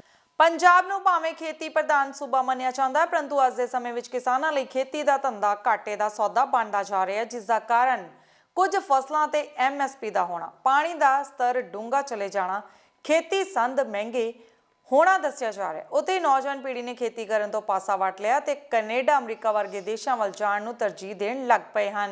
ਸਿੰਘ ਜੀ ਰਾਮਪੁਰ ਦਾ ਜਿਹੜੀ ਖੇਤੀ ਤੁਹਾਡੀ ਹੋ ਰਹੀ ਹੈ ਇਸ ਟਾਈਮ ਜੀ? ਜੀ ਆਪਾਂ ਲੌਕੀ, ਕੱਦੂ ਜੀ, ਸ਼ਿਮਲਾ ਮਿਰਚ, ਪਤਾਊ, ਕਰੇਲਾ ਜੀ, ਲਾਲ ਟਮਾਟਰ, ਕੌੜੀ ਮਿਰਚ, ਖੀਰਾ ਤੇ ਪੇਠਾ ਜੀ, ਇਹ ਆਪਾਂ ਖੇਤੀਆਂ ਕਰ ਰਹੇ। ਕਿੰਨੇ ਚਿਰ ਤੋਂ ਕਰ ਰਹੇ ਹੋ ਖੇਤੀ? ਇਹ ਆਪਾਂ ਨੂੰ 3 ਸਾਲ ਹੋਏ ਨੇ। ਕੀ ਲੱਗਦਾ ਜੇ ਮੁਨਾਫਾ ਹੈਗਾ ਖੇਤੀ ਦੇ ਵਿੱਚ? ਮੁਨਾਫਾ ਹੈਗਾ ਜੀ ਜੇ ਗਵਰਨਮੈਂਟ ਸਾਥ ਦੇਵੇ। ਤੁਹਾਡੇ ਵੱਲੋਂ ਕਿੰਨੀ ਕੁ ਹਿੰਮਤ ਕੀਤੀ ਜਾਂਦੀ ਹੈ ਜਿਵੇਂ ਮੁਨਾਫਾ? ਕੰਮ ਬਹੁਤ ਕਰਦੇ ਨੇ, ਸਾਰਾ ਪਰਿਵਾਰ ਲੱਗਿਆ ਹੋਇਆ ਜੀ, ਆ ਬੇਟਾ ਜੀ ਨਾਲ ਦਿਹਾੜੀ ਨੇ 4 ਪਰਿਵਾਰਾਂ ਨੂੰ ਹੋਰ ਕੰਮ ਮਿਲਿਆ ਹੋਇਆ ਜੀ। ਕਿਸਾਨ ਤਾਂ ਕਹਿੰਦੇ ਘਾਟੇ ਦਾ ਸੌਦਾ, ਤੁਸੀਂ ਕਿਵੇਂ ਦੇਖਦੇ ਹੋ ਖੇਤੀ ਨੂੰ? ਅਸੀਂ ਖੇਤੀ ਨੂੰ ਦੇਖਦੇ ਜੀ, ਜੇ ਬੰਦਾ ਆਪਣਾ ਪਰਿਵਾਰ ਆਪ ਮਿਹਨਤ ਕਰਦਾ ਜੀ ਤਾਂ ਮੰਨ ਲਓ ਵੀ ਇਹਦੇ ਵਿੱਚ ਕੋਈ ਐਡੀ ਗੱਲ ਨਹੀਂ, ਦਿਹਾੜੀ ਬਣਦੀ ਹੈ ਜੀ। ਜਿਵੇਂ ਕਣਕ ਹੈ, ਜੀਰੀ ਹੈ, ਉਹ ਕਿਸ ਤਰ੍ਹਾਂ ਦਾ? ਉਹ ਆਪਣੀ ਜਗ੍ਹਾ ਠੀਕ ਹੈ ਜੀ, ਮੰਨ ਲਓ ਵੀ ਮਿਹਨਤ ਹੈ ਜਿਹੜੀ ਇਹ ਤੇ ਬਹੁਤ ਜ਼ਿਆਦਾ ਹੈ ਜੀ, ਲਾਗਤ ਬਹੁਤ ਜ਼ਿਆਦਾ ਹੈ ਜੀ, ਪਰ ਉਸ ਹਿਸਾਬ ਨਾਲ ਇਹਦੇ ਵਿੱਚੋਂ ਵੀ ਐਡੀ ਕੋਈ ਗੱਲਬਾਤ ਨਹੀਂ ਹੈਗੀ। ਕਣਕ ਦੇ ਤੇ ਜੀਰੀ ਦੇ ਮੁਕਾਬਲੇ ਕਿੰਨੀ ਕੁ ਵਧੀਆ ਖੇਤੀ ਇਹ ਲਾ ਲਓ ਜੀ ਡੇਢੀ ਹੋ ਜਾਂਦੀ ਜੀ। ਇਨਕਮ ਡੇਲੀ ਵੀ ਹੈਗੀ ਹੈ? ਲੱਗਦਾ ਆਪਾਂ ਨੂੰ ਆੜਤੀ ਕੋਲ ਜਾਣ ਦੀ ਲੋੜ ਨਹੀਂ, ਜ਼ਿਮੀਂਦਾਰ ਪਰੇਸ਼ਾਨ ਹੋਇਆ ਜੀ, ਰੋਜ਼ ਪੈਸੇ ਦੀ ਜ਼ਰੂਰਤ ਹੈ ਜੀ, ਫਿਰ ਉਹ ਪੂਰੀ ਨਹੀਂ ਹੁੰਦੀ। 70 ਥੱਲੇ ਜਾ ਰਿਹਾ ਆਪਣਾ, ਪਾਣੀ ਘਟ ਗਿਆ। ਪਾਣੀ ਦੀ ਬਹੁਤ ਘੱਟ ਜ਼ਰੂਰਤ ਪੈਂਦੀ, ਸਾਰਾ ਮੰਨ ਲਓ ਸਰਦੀ ਕੋਈ ਪਾਣੀ ਨਹੀਂ ਲੱਗਦਾ ਜੀ। ਲੋਕ ਕਿਉਂ ਨਹੀਂ ਆਉਂਦੇ ਇਹਦੇ ਵੱਲ? ਕਾਰਨ ਕੀ ਹੈ ਇਹਦਾ? ਮਿਹਨਤ ਹੈ ਜੀ ਜ਼ਿਆਦਾ। ਹੋਰ ਕੀ ਕਾਰਨ ਨੇ? ਇੱਕ ਗਵਰਨਮੈਂਟ ਨੇ ਜੀ, ਮੰਨ ਲਓ ਵੀ ਸਾਨੂੰ ਜਿਵੇਂ ਰੋਟਾਵੀਟਰ ਲਿਆ ਜੀ, ਆਪਾਂ ਨੇ ਸੰਦ ਲਏ ਨੇ, ਪਲਾਂਟਰ ਬਣਾਇਆ ਜੀ, ਹੋਰ ਬਣਾਇਆ, ਕੋਈ ਸਬਸਿਡੀ ਕੋਈ ਮੰਨ ਲਓ ਵੀ ਜੇ ਮਿਲੇ ਉਹਦੇ ਵਿੱਚ ਆਪਾਂ ਨੂੰ ਪੰਨਾ ਖਰੀਦਦੇ ਆ ਜੀ, ਤਾਰ ਹੋ ਗਈ, ਮੰਨ ਲਓ ਵੀ ਕੋਈ ਸਬਸਿਡੀ ਤੇ ਆਪਾਂ ਨੂੰ ਸਪਰੇਆਂ ਮਿਲਣ ਜੀ, ਕੋਈ ਚੰਗੀ ਉਹ ਮਿਲੇ, ਉਹਦੇ ਕਾਰਨ ਕਰਕੇ ਜੀ ਲੋਕ ਨਹੀਂ ਆਉਂਦੇ ਇੱਧਰ। ਲਾ ਲਓ ਜੀ ਕੱਦੂ ਰੇਟ ਡਿੱਗ ਵੀ ਰੇਟ ਅੱਜ 10 ਰੁਪਏ ਰੇਟ ਰਹਿ ਫਿਰ ਤੁਸੀਂ ਕਿੱਥੇ ਵੇਚਦੇ ਹੋ? ਅਸੀਂ ਬਾਜ਼ਾਰ ਦੇ ਵਿੱਚ ਟਰਾਲੀ ਖੜਾ ਕੇ ਆਪ ਵੇਚਦੇ ਥੋੜੀ ਮੋਟੀ ਜੋ ਬਸ ਵੱਧਦੀ ਹੈ ਜੋ ਲੈ ਜਾਂਦੇ ਮੰਡੀ 'ਚ ਕਿੰਨਾ ਫਰਕ ਹੈ ਤੇ ਬਾਜ਼ਾਰ ਦਾ ਕਿੰਨਾ ਫਰਕ ਹੈ? ਬਾਜ਼ਾਰ ਨਾਲੋਂ ਤਾਂ ਬਹੁਤ ਵੱਡਾ ਹੀ ਇਹ ਮੰਨ ਲਓ ਵੀ ਅੱਧੋ ਅੱਧ ਦਾ ਲਾ ਲਓ ਜੀ। ਜਿਵੇਂ ਮੰਡੀ 'ਚ ਤੁਸੀਂ ਲੈ ਕੇ ਜਾਓ ਤਾਂ ਮੰਡੀ 'ਚ ਕੀ ਰੇਟ ਤੁਹਾਡਾ? ਇਹ ਅੱਜ ਲਾ ਲਓ ਜੀ ਤੁਸੀਂ ਜਿਵੇਂ ਅੱਜ ਉੱਥੇ 10 ਵਿਕੇ ਜੀ ਆਪਾਂ 20 ਤੋਂ 25 ਤੱਕ ਵੇਚਦੇ ਨੇ। ਕੀ ਸਰਕਾਰ ਤੋਂ ਮੰਗ ਕੀ ਕਰਨਾ ਚਾਹੁੰਦਾ ਸਰਕਾਰ? ਮੰਗ ਤਾਂ ਬਸ ਇਹੀ ਹੈ ਜੀ ਵੀ ਇਹਦੇ ਫਿਕਸ ਰੇਟ ਹੋਣ ਜੀ। ਮੰਨ ਲਓ ਵੀ ਉਦੋਂ ਨੀਚੇ ਕੋਈ ਨਾ ਖਰੀਦੇ ਇਹਨੂੰ ਸਬਸਿਡੀ ਮਿਲੇ ਆਪਾਂ ਨੂੰ ਆਪਣਾ ਕੰਮ ਹੋਰ ਵਧਾਈਏ। ਅਸੀਂ 7 ਏਕੜ ਆ ਜੀ ਸਾਡਾ। ਕਣਕ ਦਾ ਛੱਡਤਾ ਜਿਵੇਂ ਕਣਕ ਛੱਡੇ ਰੱਖੀ ਹੈ ਜੀ ਬਸ ਖਾਣ ਪੀਣ ਜੋਗਰੀ ਕਰਦੇ ਹਾਂ ਤੂੜੀ ਜੋਗਰੀ ਡੰਗਰਾਂ ਜੋਗਰੀ। ਅੱਗੇ ਤੋਂ ਆਉਣ ਵਾਲੇ ਸਮੇਂ 'ਚ ਹੋਰ ਆਉਣ ਵਾਲੇ ਸਮੇਂ 'ਚ ਜੀ ਅਸੀਂ ਸਬਜ਼ੀ ਹੋਰ ਵਧਾਵਾਂਗੇ। ਮੰਨ ਲਓ ਜੀ ਬਸ ਠੀਕ ਹੈ ਜੀ ਪਰਿਵਾਰ ਸਾਰਾ ਕੰਮ ਲੱਗ ਰਿਹਾ ਨਾਲ 8 ਹੋਰ ਲੱਗ ਰਿਹਾ। ਆਮਦਨ ਤਾਂ ਹੈਗੀ ਹੈ ਨਾ ਆਪਾਂ ਨੂੰ? ਆਮਦਨ ਹੈਗੀ ਹੈ ਸਾਲ ਦੀ ਕਿੰਨੀ ਕੁ ਆਮਦਨ ਮੰਨਦੇ ਹੋ ਤੁਸੀਂ ਇਹਦੇ 'ਚ? ਮੰਨ ਕੇ ਚੱਲੋ ਜੀ ਇਹ 2 ਤੋਂ 2.5 ਲੱਖ ਰੁਪਇਆ ਕਿੱਲਾ ਹੁੰਦਾ ਜੀ। ਕਣਕ ਦੇ ਵਿੱਚ ਕਿੰਨੀ ਕਮਾਈ? ਕਣਕ ਦੇ ਵਿੱਚ ਤਾਂ ਜੀ 50-55 ਹਜ਼ਾਰ ਦੀ ਕਣਕ ਸਮੇਤ ਤੂੜੀ ਹੁੰਦੀ ਹੈ ਜੀ। ਦੂਜੇ ਕਿਸਾਨਾਂ ਨੂੰ ਮੈਸੇਜ ਕੀ ਹੈਗਾ ਤੁਹਾਡਾ? ਮੈਸੇਜ ਤਾਂ ਇਹ ਹੈ ਜੀ ਮਿਹਨਤ ਕਰੋ ਤੇ ਆਪਣਾ ਸਬਜ਼ੀ ਵੱਲ ਲਾਓ ਜੀ। ਬੇਅੰਤ ਸਿੰਘ ਵਾਸੀ ਸਾਦਾ ਸਿੰਘ ਵਾਲਾ ਨੇ ਮੋਗਾ ਪੁਲਿਸ ਨੂੰ ਸ਼ਿਕਾਇਤ ਕੀਤੀ ਸੀ ਕਿ ਉਸਨੇ ਆਪਣਾ ਇੱਕ ਟਰੈਕਟਰ ਸੋਨਾਲੀਕਾ 3 ਲੱਖ ਰੁਪਏ ਵਿੱਚ ਵੇਚ ਦਿੱਤਾ ਸੀ ਤੇ ਉਸ ਕੋਲੋਂ 3 ਲੱਖ ਰੁਪਏ ਦੀ ਰਕਮ ਬਰਾਮਦ ਕਰ ਲਈ ਸੀ ਜੋ ਕਿ ਉਹ ਮੋਟਰਸਾਈਕਲ ਤੇ ਆ ਰਿਹਾ ਸੀ। ਰਾਸਤੇ ਵਿੱਚ ਵੱਖ-ਵੱਖ ਮੋਟਰਸਾਈਕਲਾਂ ਤੇ ਆਏ 6 ਵਿਅਕਤੀਆਂ ਨੇ ਉਸ ਕੋਲੋਂ 2,20,000 ਰੁਪਏ ਲੁੱਟ ਲਏ ਜਿਸ ਦੀ ਸ਼ਿਕਾਇਤ ਥਾਣਾ ਸਦਰ ਵਿੱਚ ਦਰਜ ਕਰਵਾਈ ਗਈ ਜਿਸ ਤੇ ਪੁਲਿਸ ਨੇ ਤੁਰੰਤ ਕਾਰਵਾਈ ਕਰਦੇ ਹੋਏ ਦੋਸ਼ੀਆਂ ਦੀ ਭਾਲ ਸ਼ੁਰੂ ਕਰ ਦਿੱਤੀ। ਇੱਕ ਨਾ ਜੀ 26/3/2023 ਨੂੰ ਬੇਅੰਤ ਸਿੰਘ ਨੇ ਪੀਐਸ ਸਦਰ ਵਿੱਚ ਆ ਕੇ ਕੰਪਲੇਂਟ ਲਿਖਾਈ ਸੀ ਕਿ ਮੈਂ ਫਿਰੋਜ਼ਪੁਰ ਤੋਂ ਆਪਣੇ ਟਰੈਕਟਰ ਦੇ 2,30,000 ਰੁਪਏ ਦੇ ਵਿੱਚ ਵੇਚ ਕੇ ਵਾਪਸ ਆਪਣੇ ਘਰ ਦੌਲਤਪੁਰਾ ਨੂੰ ਆ ਰਿਹਾ ਸੀਗਾ ਤੇ ਰਸਤੇ ਦੇ ਵਿੱਚ ਜਦੋਂ ਮੈਂ ਮਹੇਸ਼ਰੀ ਸੰਧੂਆਂ ਪੁੱਜਿਆ ਤੇ ਪਿੱਛੋਂ 2 ਮੋਟਰਸਾਈਕਲਾਂ ਦੇ ਉੱਤੇ 3 ਨੌਜਵਾਨ ਆਏ ਤੇ ਮੇਰੇ ਸਿਰ ਦੇ ਵਿੱਚ ਡੰਡਾ ਮਾਰ ਕੇ ਮੈਨੂੰ ਚਾਕੂ ਦਿਖਾ ਕੇ 2,30,000 ਰੁਪਈਆ ਖੋਹ ਕੇ ਲੈ ਗਏ। ਉਹ ਇਮੀਡੀਏਟਲੀ ਐਸਐਚਓ ਵੱਲੋਂ ਡੀਐਸਪੀ ਸਾਹਿਬ ਵੱਲੋਂ ਐਸਐਸਪੀ ਸਾਹਿਬ ਦੇ ਧਿਆਨ 'ਚ ਲਿਆਂਦਾ ਗਿਆ ਤੇ ਐਸਐਸਪੀ ਸਾਹਿਬ ਵੱਲੋਂ ਡੀਐਸਪੀ ਸਬ ਡਿਵੀਜ਼ਨ ਤੇ ਡੀਐਸਪੀ ਡੀ ਸੀਏ ਇੰਚਾਰਜ 1 ਤੇ ਐਸਐਚਓ ਸਦਰ ਦੀਆਂ ਟੀਮਾਂ ਬਣਾ ਕੇ ਫੀਲਡ ਦੇ ਵਿੱਚ ਭੇਜੀਆਂ ਗਈਆਂ। ਜਦੋਂ ਉਹਨਾਂ ਸਾਰੀਆਂ ਟੀਮਾਂ ਨੇ ਵਰਕ ਕਰਨਾ ਸਟਾਰਟ ਕੀਤਾ ਤੇ ਦੌਰਾਨੇ ਪੁੱਛਗਿੱਛ ਬੇਅੰਤ ਸਿੰਘ ਤੋਂ ਜਦੋਂ ਥੋੜ੍ਹਾ ਜਿਹਾ ਸਖਤੀ ਨਾਲ ਪੁੱਛਗਿੱਛ ਕੀਤੀ ਤੇ ਉਹਨੇ ਮੰਨਿਆ ਕਿ ਇਹ ਸਾਰਾ ਦਾ ਸਾਰਾ ਝੂਠਾ ਢੋਂਗ ਮੈਂ ਆਪ ਹੀ ਕੀਤਾ ਸੀਗਾ ਤੇ ਜਿਹੜੇ 2,30,000 ਰੁਪਏ ਨੇ ਇਹ ਮੈਂ ਆਪਣੇ ਘਰ ਦੇ ਵਿੱਚ ਪ੍ਰਛੱਤੀ ਦੇ ਵਿੱਚ ਲਗਾ ਕੇ ਰੱਖੇ ਹੋਏ ਹਨ। ਕੱਲ ਸੀਏ 1 ਦੀ ਟੀਮ ਨੇ ਕਿੱਕਰ ਸਿੰਘ ਹੋਣਾ ਦੀ ਨੇ ਤੇ ਡੀਐਸਪੀ ਡੀ ਦੀ ਅਗਵਾਈ ਵਿੱਚ 2,10,000 ਰੁਪਏ ਉੱਥੋਂ ਰਿਕਵਰ ਕਰਾ ਲਿਆ। ਕਾਰਨ ਕੀ ਸੀਗੇ ਲਗਾਉਣ ਦਾ ਜੀ? ਇਹਨੇ ਪਿੰਡ ਦੇ ਕੁਝ ਬੰਦੇ ਸੀਗੇ ਨਿਕ ਸਿੰਘ ਹੋਣੀ ਉਹਨਾਂ ਦੇ ਪੈਸੇ ਦੇਣੇ ਸੀਗੇ 2 ਲੱਖ ਰੁਪਏ ਦੇ ਕਰੀਬ। ਉਹ ਵੀ ਉਸ ਦਿਨ ਇਹਨਾਂ ਦੇ ਨਾਲ ਹੀ ਸੀਗੇ ਵੀ ਕਹਿੰਦਾ ਤੁਹਾਡੇ ਮੈਂ ਟਰੈਕਟਰ ਵੇਚ ਆਇਆ ਜਿਹੜਾ ਤੁਹਾਡਾ 2 ਲੱਖ ਰੁਪਈਆ ਦੇਣਾ ਆ ਉਹ ਮੈਂ ਤੁਹਾਨੂੰ ਥੋੜ੍ਹੀ ਦੇਰ 'ਚ ਦੇ ਦਿੰਦਾ ਆ। ਤੇ ਜਦੋਂ ਇੱਥੇ ਮਹੇਸ਼ਰੀ ਸੰਧੂਆਂ ਲਾਗੇ ਪੁੱਜਿਆ ਤੇ ਇਹਨੇ ਕਹਿਤਾ ਮੇਰੇ ਜਿਹੜੇ ਪੈਸੇ ਨੇ ਉਹ ਕੋਈ ਖੋਹ ਕੇ ਲੈ ਗਿਆ। ਵੀ ਇਹਦੇ ਮਨ ਦੇ ਵਿੱਚ ਸੀਗਾ ਕਿ ਮੈਂ ਫਰਾਡ ਕਰ ਲਾਂ ਕਿਸੇ ਨੂੰ ਪਤਾ ਨਹੀਂ ਲੱਗੂਗਾ ਵੀ ਜਿਹੜੇ 2 ਲੱਖ ਰੁਪਈਆ ਉਹਦਾ ਵੀ ਦੇਣਾ ਨਾ ਦੇਣਾ। ਇੱਕ ਪਾਸੇ ਅੰਮ੍ਰਿਤਸਰ ਸ਼੍ਰੀ ਅਕਾਲ ਤਖਤ ਸਾਹਿਬ ਦੇ ਉੱਪਰ ਅੰਮ੍ਰਿਤਪਾਲ ਸਿੰਘ ਦੇ ਆਤਮ ਸਮਰਪਣ ਦੀਆਂ ਖਬਰਾਂ ਸਾਹਮਣੇ ਆ ਰਹੀਆਂ ਹਨ ਤੇ ਅੰਮ੍ਰਿਤਸਰ ਦੇ ਪੁਲਿਸ ਕਮਿਸ਼ਨਰ ਅੰਮ੍ਰਿਤਸਰ ਸ਼੍ਰੀ ਅਕਾਲ ਤਖਤ ਸਾਹਿਬ ਪਹੁੰਚੇ ਅਤੇ ਪੱਤਰਕਾਰ ਨਾਲ ਗੱਲਬਾਤ ਕਰਦਿਆਂ ਪੁਲਿਸ ਕਮਿਸ਼ਨਰ ਨੌਨਿਹਾਲ ਸਿੰਘ ਨੇ ਕਿਹਾ ਕਿ ਸੁਰੱਖਿਆ ਦੇ ਮੱਦੇਨਜ਼ਰ ਅੰਮ੍ਰਿਤਸਰ ਤੋਂ ਵੱਖ-ਵੱਖ ਥਾਵਾਂ ਤੇ ਪੁਲਿਸ ਫੋਰਸ ਵਧਾਈ ਗਈ ਹੈ ਤੇ ਨਵਰਾਤਰਿਆਂ ਦੇ ਚੱਲਦੇ ਤੇ ਟ੍ਰੈਫਿਕ ਨੂੰ ਸੁਚਾਰੂ ਢੰਗ ਨਾਲ ਚਲਾਉਣ ਲਈ ਵਿਰਾਸਤੀ ਮਾਰਗ ਤੇ ਪੁਲਿਸ ਫੋਰਸ ਵਧਾਈ ਗਈ ਹੈ। ਕੀ ਕਹਿ ਰਹੇ ਹੋ ਸਰ? ਜਿਹੜੀ ਫੋਰਸ ਪਈ ਆ ਸੱਚਖੰਡ ਸ੍ਰੀ ਹਰਿਮੰਦਰ ਸਾਹਿਬ ਦੇ ਗਲਿਆਰੇ ਔਰ ਆਸ-ਪਾਸ ਇਹਦਾ ਕੀ ਵਿਸ਼ੇਸ਼ ਕਾਰਨ ਹੈ ਜੀ? ਇਹਦਾ ਕੋਈ ਵਿਸ਼ੇਸ਼ ਕਾਰਨ ਨਹੀਂ ਹੈ ਜੀ। ਨਵਰਾਤਰੇ ਚੱਲ ਰਹੇ ਹੈਗੇ, ਪ੍ਰੋਸੈਸ਼ਨ ਦਾ ਟਾਈਮ ਹੁੰਦਾ ਹੈ। ਇਸ ਵੇਲੇ ਸਾਡੀ ਜਿਹੜੀ ਵੈਸੀ ਸੁਰੱਖਿਆ ਜਿਹੜੇ ਪ੍ਰਬੰਧ ਹੁੰਦੇ ਆ ਉਹਦੀ ਮੁਸਤੈਦੀ ਵਧਾ ਦਿੱਤੀ ਜਾਂਦੀ ਹੈ। ਤੁਸੀਂ ਸਿਰਫ ਸੱਚਖੰਡ ਸਾਹਿਬ ਦੀ ਗੱਲ ਕਰ ਰਹੇ ਹੋ, ਜੋ ਤੁਸੀਂ ਬਾਹਰ ਵੀ ਦੇਖੋਗੇ ਟ੍ਰੈਫਿਕ ਦਾ ਅਭਿਆਨ ਚੱਲ ਰਿਹਾ ਹੈਗਾ। ਇਸ ਦੌਰਾਨ ਬਹੁਤ ਸਾਰੇ ਸ਼ਰਧਾਲੂ ਇੱਥੇ ਆਉਂਦੇ ਆ ਤੇ ਸਾਡਾ ਇਹ ਕੋਸ਼ਿਸ਼ ਹੁੰਦੀ ਹੈ ਕਿ ਉਹਨਾਂ ਵਾਸਤੇ ਵਧੀਆ ਤੋਂ ਵਧੀਆ ਸੁਰੱਖਿਆ ਦੇ ਇੰਤਜ਼ਾਮ ਕੀਤੇ ਜਾ ਸਕਣ। ਇਹ ਉਸ ਕਰਕੇ ਹੈ ਤੇ ਮੈਂ ਵੀ ਦਰਸ਼ਨ ਕਰਨਾ ਹੈ ਦਰਬਾਰ ਸਾਹਿਬ। ਹੁਕਮ ਸਰ ਅਚਨਚੇਤ ਅੱਜ ਕਿਉਂ ਇੰਨੀ ਤਰਾਤੀ ਵਧਾਈ ਗਈ? ਸਵਾਲ ਖੜੇ ਕਰ ਰਹੀ ਹੈ। ਅਚਨਚੇਤ ਨਹੀਂ, ਮੈਂ ਹੁਣੇ ਤੁਹਾਡੇ ਸਵਾਲ ਦਾ ਜਵਾਬ ਦਿੱਤਾ ਹੈਗਾ। ਇਹ ਨਵਰਾਤਰੇ ਚੱਲ ਰਹੇ ਹੈਗੇ ਆ, ਇਹਨਾਂ ਦਿਨਾਂ ਵਿੱਚ ਇੱਥੇ ਪਬਲਿਕ ਦੀ ਆਵਾਜਾਈ ਵੱਧ ਜਾਂਦੀ ਹੈਗੀ ਹੈ। ਇਸ ਕਰਕੇ ਸਿਕਿਉਰਿਟੀ ਦੇ ਜਿਹੜੇ ਪ੍ਰਬੰਧ ਹੈ ਉਹ ਪਹਿਲਾਂ ਜ਼ਿਆਦਾ ਪੁਖਤਾ ਕੀਤੇ ਜਾਂਦੇ ਹੈ। ਸੌਰੀ ਇਸ ਸੰਬੰਧੀ ਮੈਨੂੰ ਕੋਈ ਜਾਣਕਾਰੀ ਨਹੀਂ। ਸਰ ਵੇਖਿਓ ਰੋਕੀ ਜਾ ਰਹੀ ਹੈ ਭਰਾਵਾਂ ਢਾਬੇ ਦੇ ਕੋਲ ਜਿਹੜੀ ਲੋਕ ਆ ਰਹੇ ਉਹਨਾਂ ਨੂੰ ਰੋਕਿਆ ਜਾ ਰਿਹਾ ਹੈ। ਲੋਕਾਂ ਨੂੰ ਨਹੀਂ ਰੋਕਿਆ ਜਾ ਰਿਹਾ ਹੈਗਾ, ਲੋਕਾਂ ਨੂੰ ਨਹੀਂ ਰੋਕਿਆ ਜਾ ਰਿਹਾ ਹੈਗਾ। ਜਿਹੜਾ ਉੱਥੋਂ ਇੱਕ ਮਿੰਟ ਜਿਹੜਾ ਮੈਂ ਤੁਹਾਨੂੰ ਦੱਸਿਆ ਹੈ ਕਿ ਸੁਰੱਖਿਆ ਦੇ ਪ੍ਰਬੰਧ ਵਧਾਏ ਗਏ ਹੈ, ਉਹਦੇ ਤਹਿਤ ਹੀ ਜਿਹੜਾ ਆਊਟਰ ਪੈਰੀਫੇਰੀ ਹੈ ਉੱਥੇ ਵੀ ਟ੍ਰੈਫਿਕ ਤੇ ਚੌਕਸੀ ਵਧਾਈ ਗਈ ਹੈ। Thank you. ਮੈਂ ਮੱਥਾ ਟੇਕਣਾ ਜੀ। ਮੈਂ ਹੁਣੇ ਕਿਹਾ ਹੈਗਾ, ਇਸ ਸੰਬੰਧੀ ਮੈਨੂੰ ਕੋਈ ਜਾਣਕਾਰੀ ਨਹੀਂ। ਇਹ ਸਾਰੇ ਜਿਹੜੇ ਪ੍ਰਬੰਧ ਹੈ ਇਹ ਲੋਕਾਂ ਦੇ ਸੁਰੱਖਿਆ ਵਾਸਤੇ ਕੀਤੇ ਗਏ। ਧੰਨਵਾਦ। ਇਸ ਸੰਬੰਧੀ ਇਲਾਕੇ ਵਿੱਚ ਖੜੀਆਂ ਔਰਤਾਂ ਅਤੇ ਲੜਕੀਆਂ ਨੂੰ ਖੁੱਲ੍ਹੇਆਮ ਨੌਜਵਾਨਾਂ ਨੂੰ ਸਰੀਰਕ ਸੰਬੰਧ ਬਣਾਉਣ ਲਈ ਉਕਸਾਉਂਦੇ ਦੇਖ ਕੇ ਚੌਂਕੀ ਕੋਚਰ ਮਾਰਕੀਟ ਦੀ ਪੁਲਿਸ ਨੇ ਇਹਨਾਂ ਲੜਕੀਆਂ ਦਾ ਸੜਕ ਤੋਂ ਪਿੱਛਾ ਕੀਤਾ। ਪੁਲਿਸ ਮੁਲਾਜ਼ਮ ਦਾ ਕਹਿਣਾ ਹੈ ਕਿ ਜੇਕਰ ਉਹ ਬੱਸ ਸਟੈਂਡ ਦੇ ਇੱਕ ਪਾਸੇ ਤੋਂ ਉਸ ਦਾ ਪਿੱਛਾ ਕਰਦਾ ਹੈ ਤਾਂ ਉਹ ਦੂਜੇ ਪਾਸੇ ਖੜੀ ਹੋ ਜਾਂਦੀ ਹੈ। ਆਉਣ ਵਾਲੇ ਦਿਨਾਂ ਵਿੱਚ ਇਹਨਾਂ ਲੜਕੀਆਂ ਦਾ ਸਹੀ ਇਲਾਜ ਕਰਵਾਉਣ ਲਈ ਉਪਰਾਲੇ ਕੀਤੇ ਜਾਣਗੇ ਤਾਂ ਜੋ ਨਸ਼ੇ ਦੀ ਦਲਦਲ ਵਿੱਚੋਂ ਬਾਹਰ ਆ ਸਕਣ। ਇਸ ਦੇ ਨਾਲ ਹੀ ਲਗਾਤਾਰ ਗਸ਼ਤ ਕਰਕੇ ਸੈਕਸ ਵਰਕਰਾਂ ਦਾ ਪਿੱਛਾ ਵੀ ਕੀਤਾ ਜਾਵੇਗਾ। ਕੀ ਜਿਹੜਾ ਇਹ ਤੁਸੀਂ ਤੇ ਜਿਸਮ ਧੰਦਾ ਕਰਦੇ ਨੇ, ਕਸਟਮਰ ਕਈ ਵਾਰੀ ਨਾਰਾਜ਼ ਹੋ ਕੇ ਜਾਂਦਾ, ਕੀ ਕਾਰਨ ਕਿਉਂ ਹੈ? ਲੁੱਟਾਂ ਖੋਹਾਂ ਵੀ ਹੁੰਦੀਆਂ ਨੇ। ਕਾਰਨ ਇਹ ਜੀ ਜਿਹੜੀਆਂ ਤਾਂ ਨਸ਼ਾ ਕਰਦੀਆਂ ਨੇ, ਠੀਕ ਆ ਨਾ, ਉਸ ਕਰਕੇ ਲੁੱਟਾਂ ਖੋਹਾਂ ਹੁੰਦੀਆਂ ਨੇ, ਠੀਕ ਆ ਨਾ। ਉਹ ਸਾਰਿਆਂ ਨੂੰ ਬਦਨਾਮ ਕਰਦੀਆਂ ਨੇ, ਇੱਕ ਪਿੱਛੇ ਸਾਰੇ ਬਦਨਾਮ ਹੋ ਜਾਂਦੇ ਨੇ। ਇਸ ਕਰਕੇ ਇਹ ਸਾਰਾ ਕੁਝ ਬੰਦ ਕੀਤਾ, ਸਰਕਾਰ ਸਾਡੀ ਮਦਦ ਕਰੇ ਕੁਛ। ਤੇ ਬਾਕੀ ਜਿਹੜੇ ਆਪਦੇ ਆਪ ਆਉਂਦੇ ਨੇ, ਕੋਈ ਉਹਨਾਂ ਨੂੰ ਕੋਈ ਧੱਕੇ ਨਾਲ ਤਾਂ ਬੁਲਾਉਂਦਾ ਨਹੀਂਗਾ। ਜਿਹੜੇ ਆ ਕੇ ਆਪਦੇ ਆਪ ਖੜਦੇ ਨੇ ਜਾਂ ਛੇੜਖਾਨੀਆਂ ਕਰਦੇ ਨੇ ਤੇ ਅਗਲਾ ਕੋਈ ਕਹਿੰਦੇ ਨੇ ਠੱਗੀ ਮਾਰ ਕੇ ਚਲ ਗਈ, ਸਾਡੇ ਨਾਲ ਕੁਛ ਕਰ ਗਈ, ਤੇ ਉਹ 'ਚ ਕਿਸੇ ਦਾ ਨੁਕਸਾਨ ਤਾਂ ਵਿੱਚ ਹੀ ਜਨਾਨੀ ਦਾ ਵੀ, ਵਿੱਚ ਹੀ ਬੰਦੇ ਦਾ ਵੀ ਆ। ਮੈਡਮ ਜਦੋਂ ਤੁਸੀਂ ਹੋਟਲ 'ਚ ਕਸਟਮਰ ਲੈ ਕੇ ਜਾਂਦੇ ਹੋ, ਮੈਂ ਕਸਟਮਰ ਦੀ ਸਹਿਮਤੀ ਨਾਲ ਲੈ ਕੇ ਜਾਂਦੇ ਤੁਸੀਂ? ਹਾਂਜੀ, ਕਸਟਮਰ ਦੀ ਸਹਿਮਤੀ ਨਾਲ ਜਾਂਦੇ ਨੇ। ਅੱਛਾ, ਕਿੰਨੇ ਪੇ ਕਿੰਨੇ ਕਰ ਦਿੰਦੇ ਨੇ? ਜਿੰਨੇ ਤੁਸੀਂ 1000 ਰੁਪਏ ਹੋਟਲ ਸਣੇ ਜੀ ਸ਼ਾਟ ਦਾ, 500 ਹੋਟਲ ਦਾ, 500 ਆਪਣਾ। ਅੱਛਾ, ਹੋਟਲ ਦਾ ਛੋਟ ਦਾ ਜਿੱਦਾਂ 2 ਸ਼ਾਟ ਹੋਣ ਉਹ ਜੀ ਨਾਈਟ ਦੇ ਹਿਸਾਬ ਨਾਲ ਜਾਂ ਤਾਂ ਸ਼ਾਟ ਦੇ ਹਿਸਾਬ ਨਾਲ। ਹਾਂ, ਨਾਈਟ ਤੇ ਕਿੰਨੇ ਲੈ ਲੈਂਦੇ ਤੁਸੀਂ? ਨਾਈਟ ਦਾ ਉਹੀ ਜੀ 3500 ਤੱਕ, 3500 ਤੱਕ। ਇਹ ਬੱਸ ਸਟੈਂਡ ਦੇ ਬਾਹਰ ਹੀ ਖੜਦੀਆਂ ਨੇ ਸਾਰੀਆਂ? ਹਾਂਜੀ, ਬੱਸ ਸਟੈਂਡ ਦੇ ਬਾਹਰ ਜਿਹੜੀਆਂ ਖੜਦੀਆਂ ਨੇ ਉਹ ਜ਼ਿਆਦਾ ਕੁਝ ਕੰਮ ਖਰਾਬ ਕਰਦੀਆਂ ਨੇ, ਕਿਉਂਕਿ ਉਹ ਕਈ ਫੁੱਦੂ ਬਣਾ ਕੇ ਬੰਦਿਆਂ ਨੂੰ ਭੱਜ ਜਾਂਦੀਆਂ ਨੇ ਤੇ ਉਹਦੇ ਨਾਲ ਸਾਰੇ ਖਰਾਬ ਹੁੰਦੇ ਨੇ। ਤੇ ਮੈਡਮ ਕਈ ਕੁੜੀਆਂ ਇੱਦਾਂ ਦੀਆਂ ਵੀ ਇੱਥੇ ਕਸਟਮਰ ਨੂੰ ਬੁਲਾ ਲੈਂਦੀਆਂ ਨੇ, ਆਓ ਮਿਲਦੇ ਆ। ਹਾਂਜੀ, ਉਹ ਕਈ ਬੰਦੇ ਰੱਖੇ ਹੁੰਦੇ ਨੇ ਉਹਨਾਂ ਦੇ ਨਾਲ, ਤੇ ਉਹ ਕੰਮ ਉਹ ਬੰਦਿਆਂ ਨੂੰ ਪਹਿਲਾਂ ਆਪ ਲੈ ਜਾਂਦੀਆਂ ਨੇ ਪਾਰਕ ਪੂਰਕ 'ਚ, ਤੇ ਉੱਤੋਂ ਮੁੰਡੇ ਬੁਲਾ ਲੈਂਦੀਆਂ ਨੇ ਤੇ ਫਿਰ ਪੈਸੇ ਸਾਰਾ ਕੁਝ ਖੋਹ ਲੈਂਦੇ ਨੇ। ਇੱਦਾਂ ਦੀ ਵਾਰਦਾਤਾਂ ਕਿੰਨੀਆਂ ਕਿ ਸਾਹਮਣੇ ਆ ਜਾਂਦੀਆਂ ਨੇ? ਬਹੁਤ ਜ਼ਿਆਦੀਆਂ ਜੀ। ਅੱਛਾ, ਇਹ ਡੇਲੀ ਦਾ ਕੰਮ ਆ। ਕੋਈ ਇਹ ਨਸ਼ੇ ਦੀ ਆਦੀਆਂ ਨੇ ਕੀ? ਹਾਂਜੀ, ਸਮਾਨ ਲਾਉਂਦੀਆਂ ਨੇ, ਚਿੱਟੇ ਦੀਆਂ ਆਦੀਆਂ ਨੇ ਸਾਰੀਆਂ, ਇਸ ਕਰਕੇ। ਕਿੰਨੇ ਗੈਂਗ ਫੈਲਿਆ ਹੋਇਆ ਹੈ ਇੱਥੇ? ਘੱਟੋ ਘੱਟ 10-12 ਜਣੀਆਂ ਹੋਣਗੀਆਂ ਜੀ। ਹਾਂਜੀ, ਸਮਾਨ ਦੀਆਂ ਆਦੀ ਨੇ ਸਾਰੀਆਂ। ਅੱਛਾ, ਤੇ ਕੋਈ ਸਮਾਨ ਮਿਲ ਜਾਂਦਾ ਇਹਨਾਂ ਨੂੰ? ਹਾਂਜੀ, ਸਮਾਨ ਮਿਲ ਜਾਂਦਾ, ਕਦੀ ਕਿਤੋਂ ਲੈ ਲੈਂਦੇ, ਕਦੀ ਕੈਂਪ 'ਚੋਂ, ਕਦੀ ਕਿਤੋਂ, ਕਦੀ ਕਿਤੋਂ। ਅੱਛਾ, ਹੋਰ ਕਿਹੜੇ ਇਲਾਕਿਆਂ 'ਚੋਂ ਲੈਂਦੀਆਂ ਇਹ? ਕਦੀ ਉਹ ਕੈਂਪ 'ਚ ਹੋ ਗਿਆ, ਕਦੀ ਸ਼ਿਮਲਾਪੁਰੀ 'ਚ, ਜਿਹੜਾ ਮਰਜ਼ੀ ਇਲਾਕੇ ਚਲ ਜਾਓ ਜੀ, ਸਮਾਨ ਤਾਂ ਹਰ ਇੱਕ ਇਲਾਕੇ 'ਚ ਵਿਕਦਾ, ਤੁਹਾਨੂੰ ਪਤਾ ਹੀ ਹੈ। ਸ਼ਰੇਆਮ ਵਿਕ ਰਿਹਾ? ਹਾਂਜੀ। ਤੇ ਮੈਡਮ ਜਿੱਦਾਂ ਚਲੋ ਠੀਕ ਹੈ, ਤੁਸੀਂ ਵੀ ਇੱਕ ਮਜਬੂਰੀ ਹੈ, ਤੁਹਾਨੂੰ ਵੀ ਮਜਬੂਰੀ ਹੈ ਇਸ ਮਾਰਕੀਟ 'ਚ ਆਉਣਾ, ਕੀ ਕਾਰਨ ਕੀ ਇੰਨੀ ਮਜਬੂਰੀ ਕੀ ਹੈ? ਆਪਣੇ ਤਾਂ ਜੀ 3 ਬੱਚੇ ਨੇ, ਠੀਕ ਆ, 2 ਬੇਟੀਆਂ 1 ਬੇਟਾ। ਆਪਾਂ ਸਿਰਫ ਉਹਨਾਂ ਖਾਤਰ ਤੁਰੇ ਫਿਰਦੇ ਆ, ਇਹਦੇ ਉੱਤੇ ਆਪਾਂ ਕੁਝ ਨਹੀਂ ਜਾਣਦੇ ਆ। ਜੇ ਮੈਨੂੰ ਕੋਈ ਐਨ ਵਧੀਆ ਸਰਕਾਰ ਕੋਈ ਮੈਨੂੰ ਦੇਵੇ ਮਦਦ ਤੇ ਮੈਂ ਘਰੇ ਬੈਠਾਂ ਆਰਾਮ ਨਾਲ। ਤੇ ਤੁਸੀਂ ਇਸ ਜਾਲ 'ਚੋਂ ਨਿਕਲਣਾ ਚਾਹੁੰਦੇ ਹੋ? ਹਾਂਜੀ।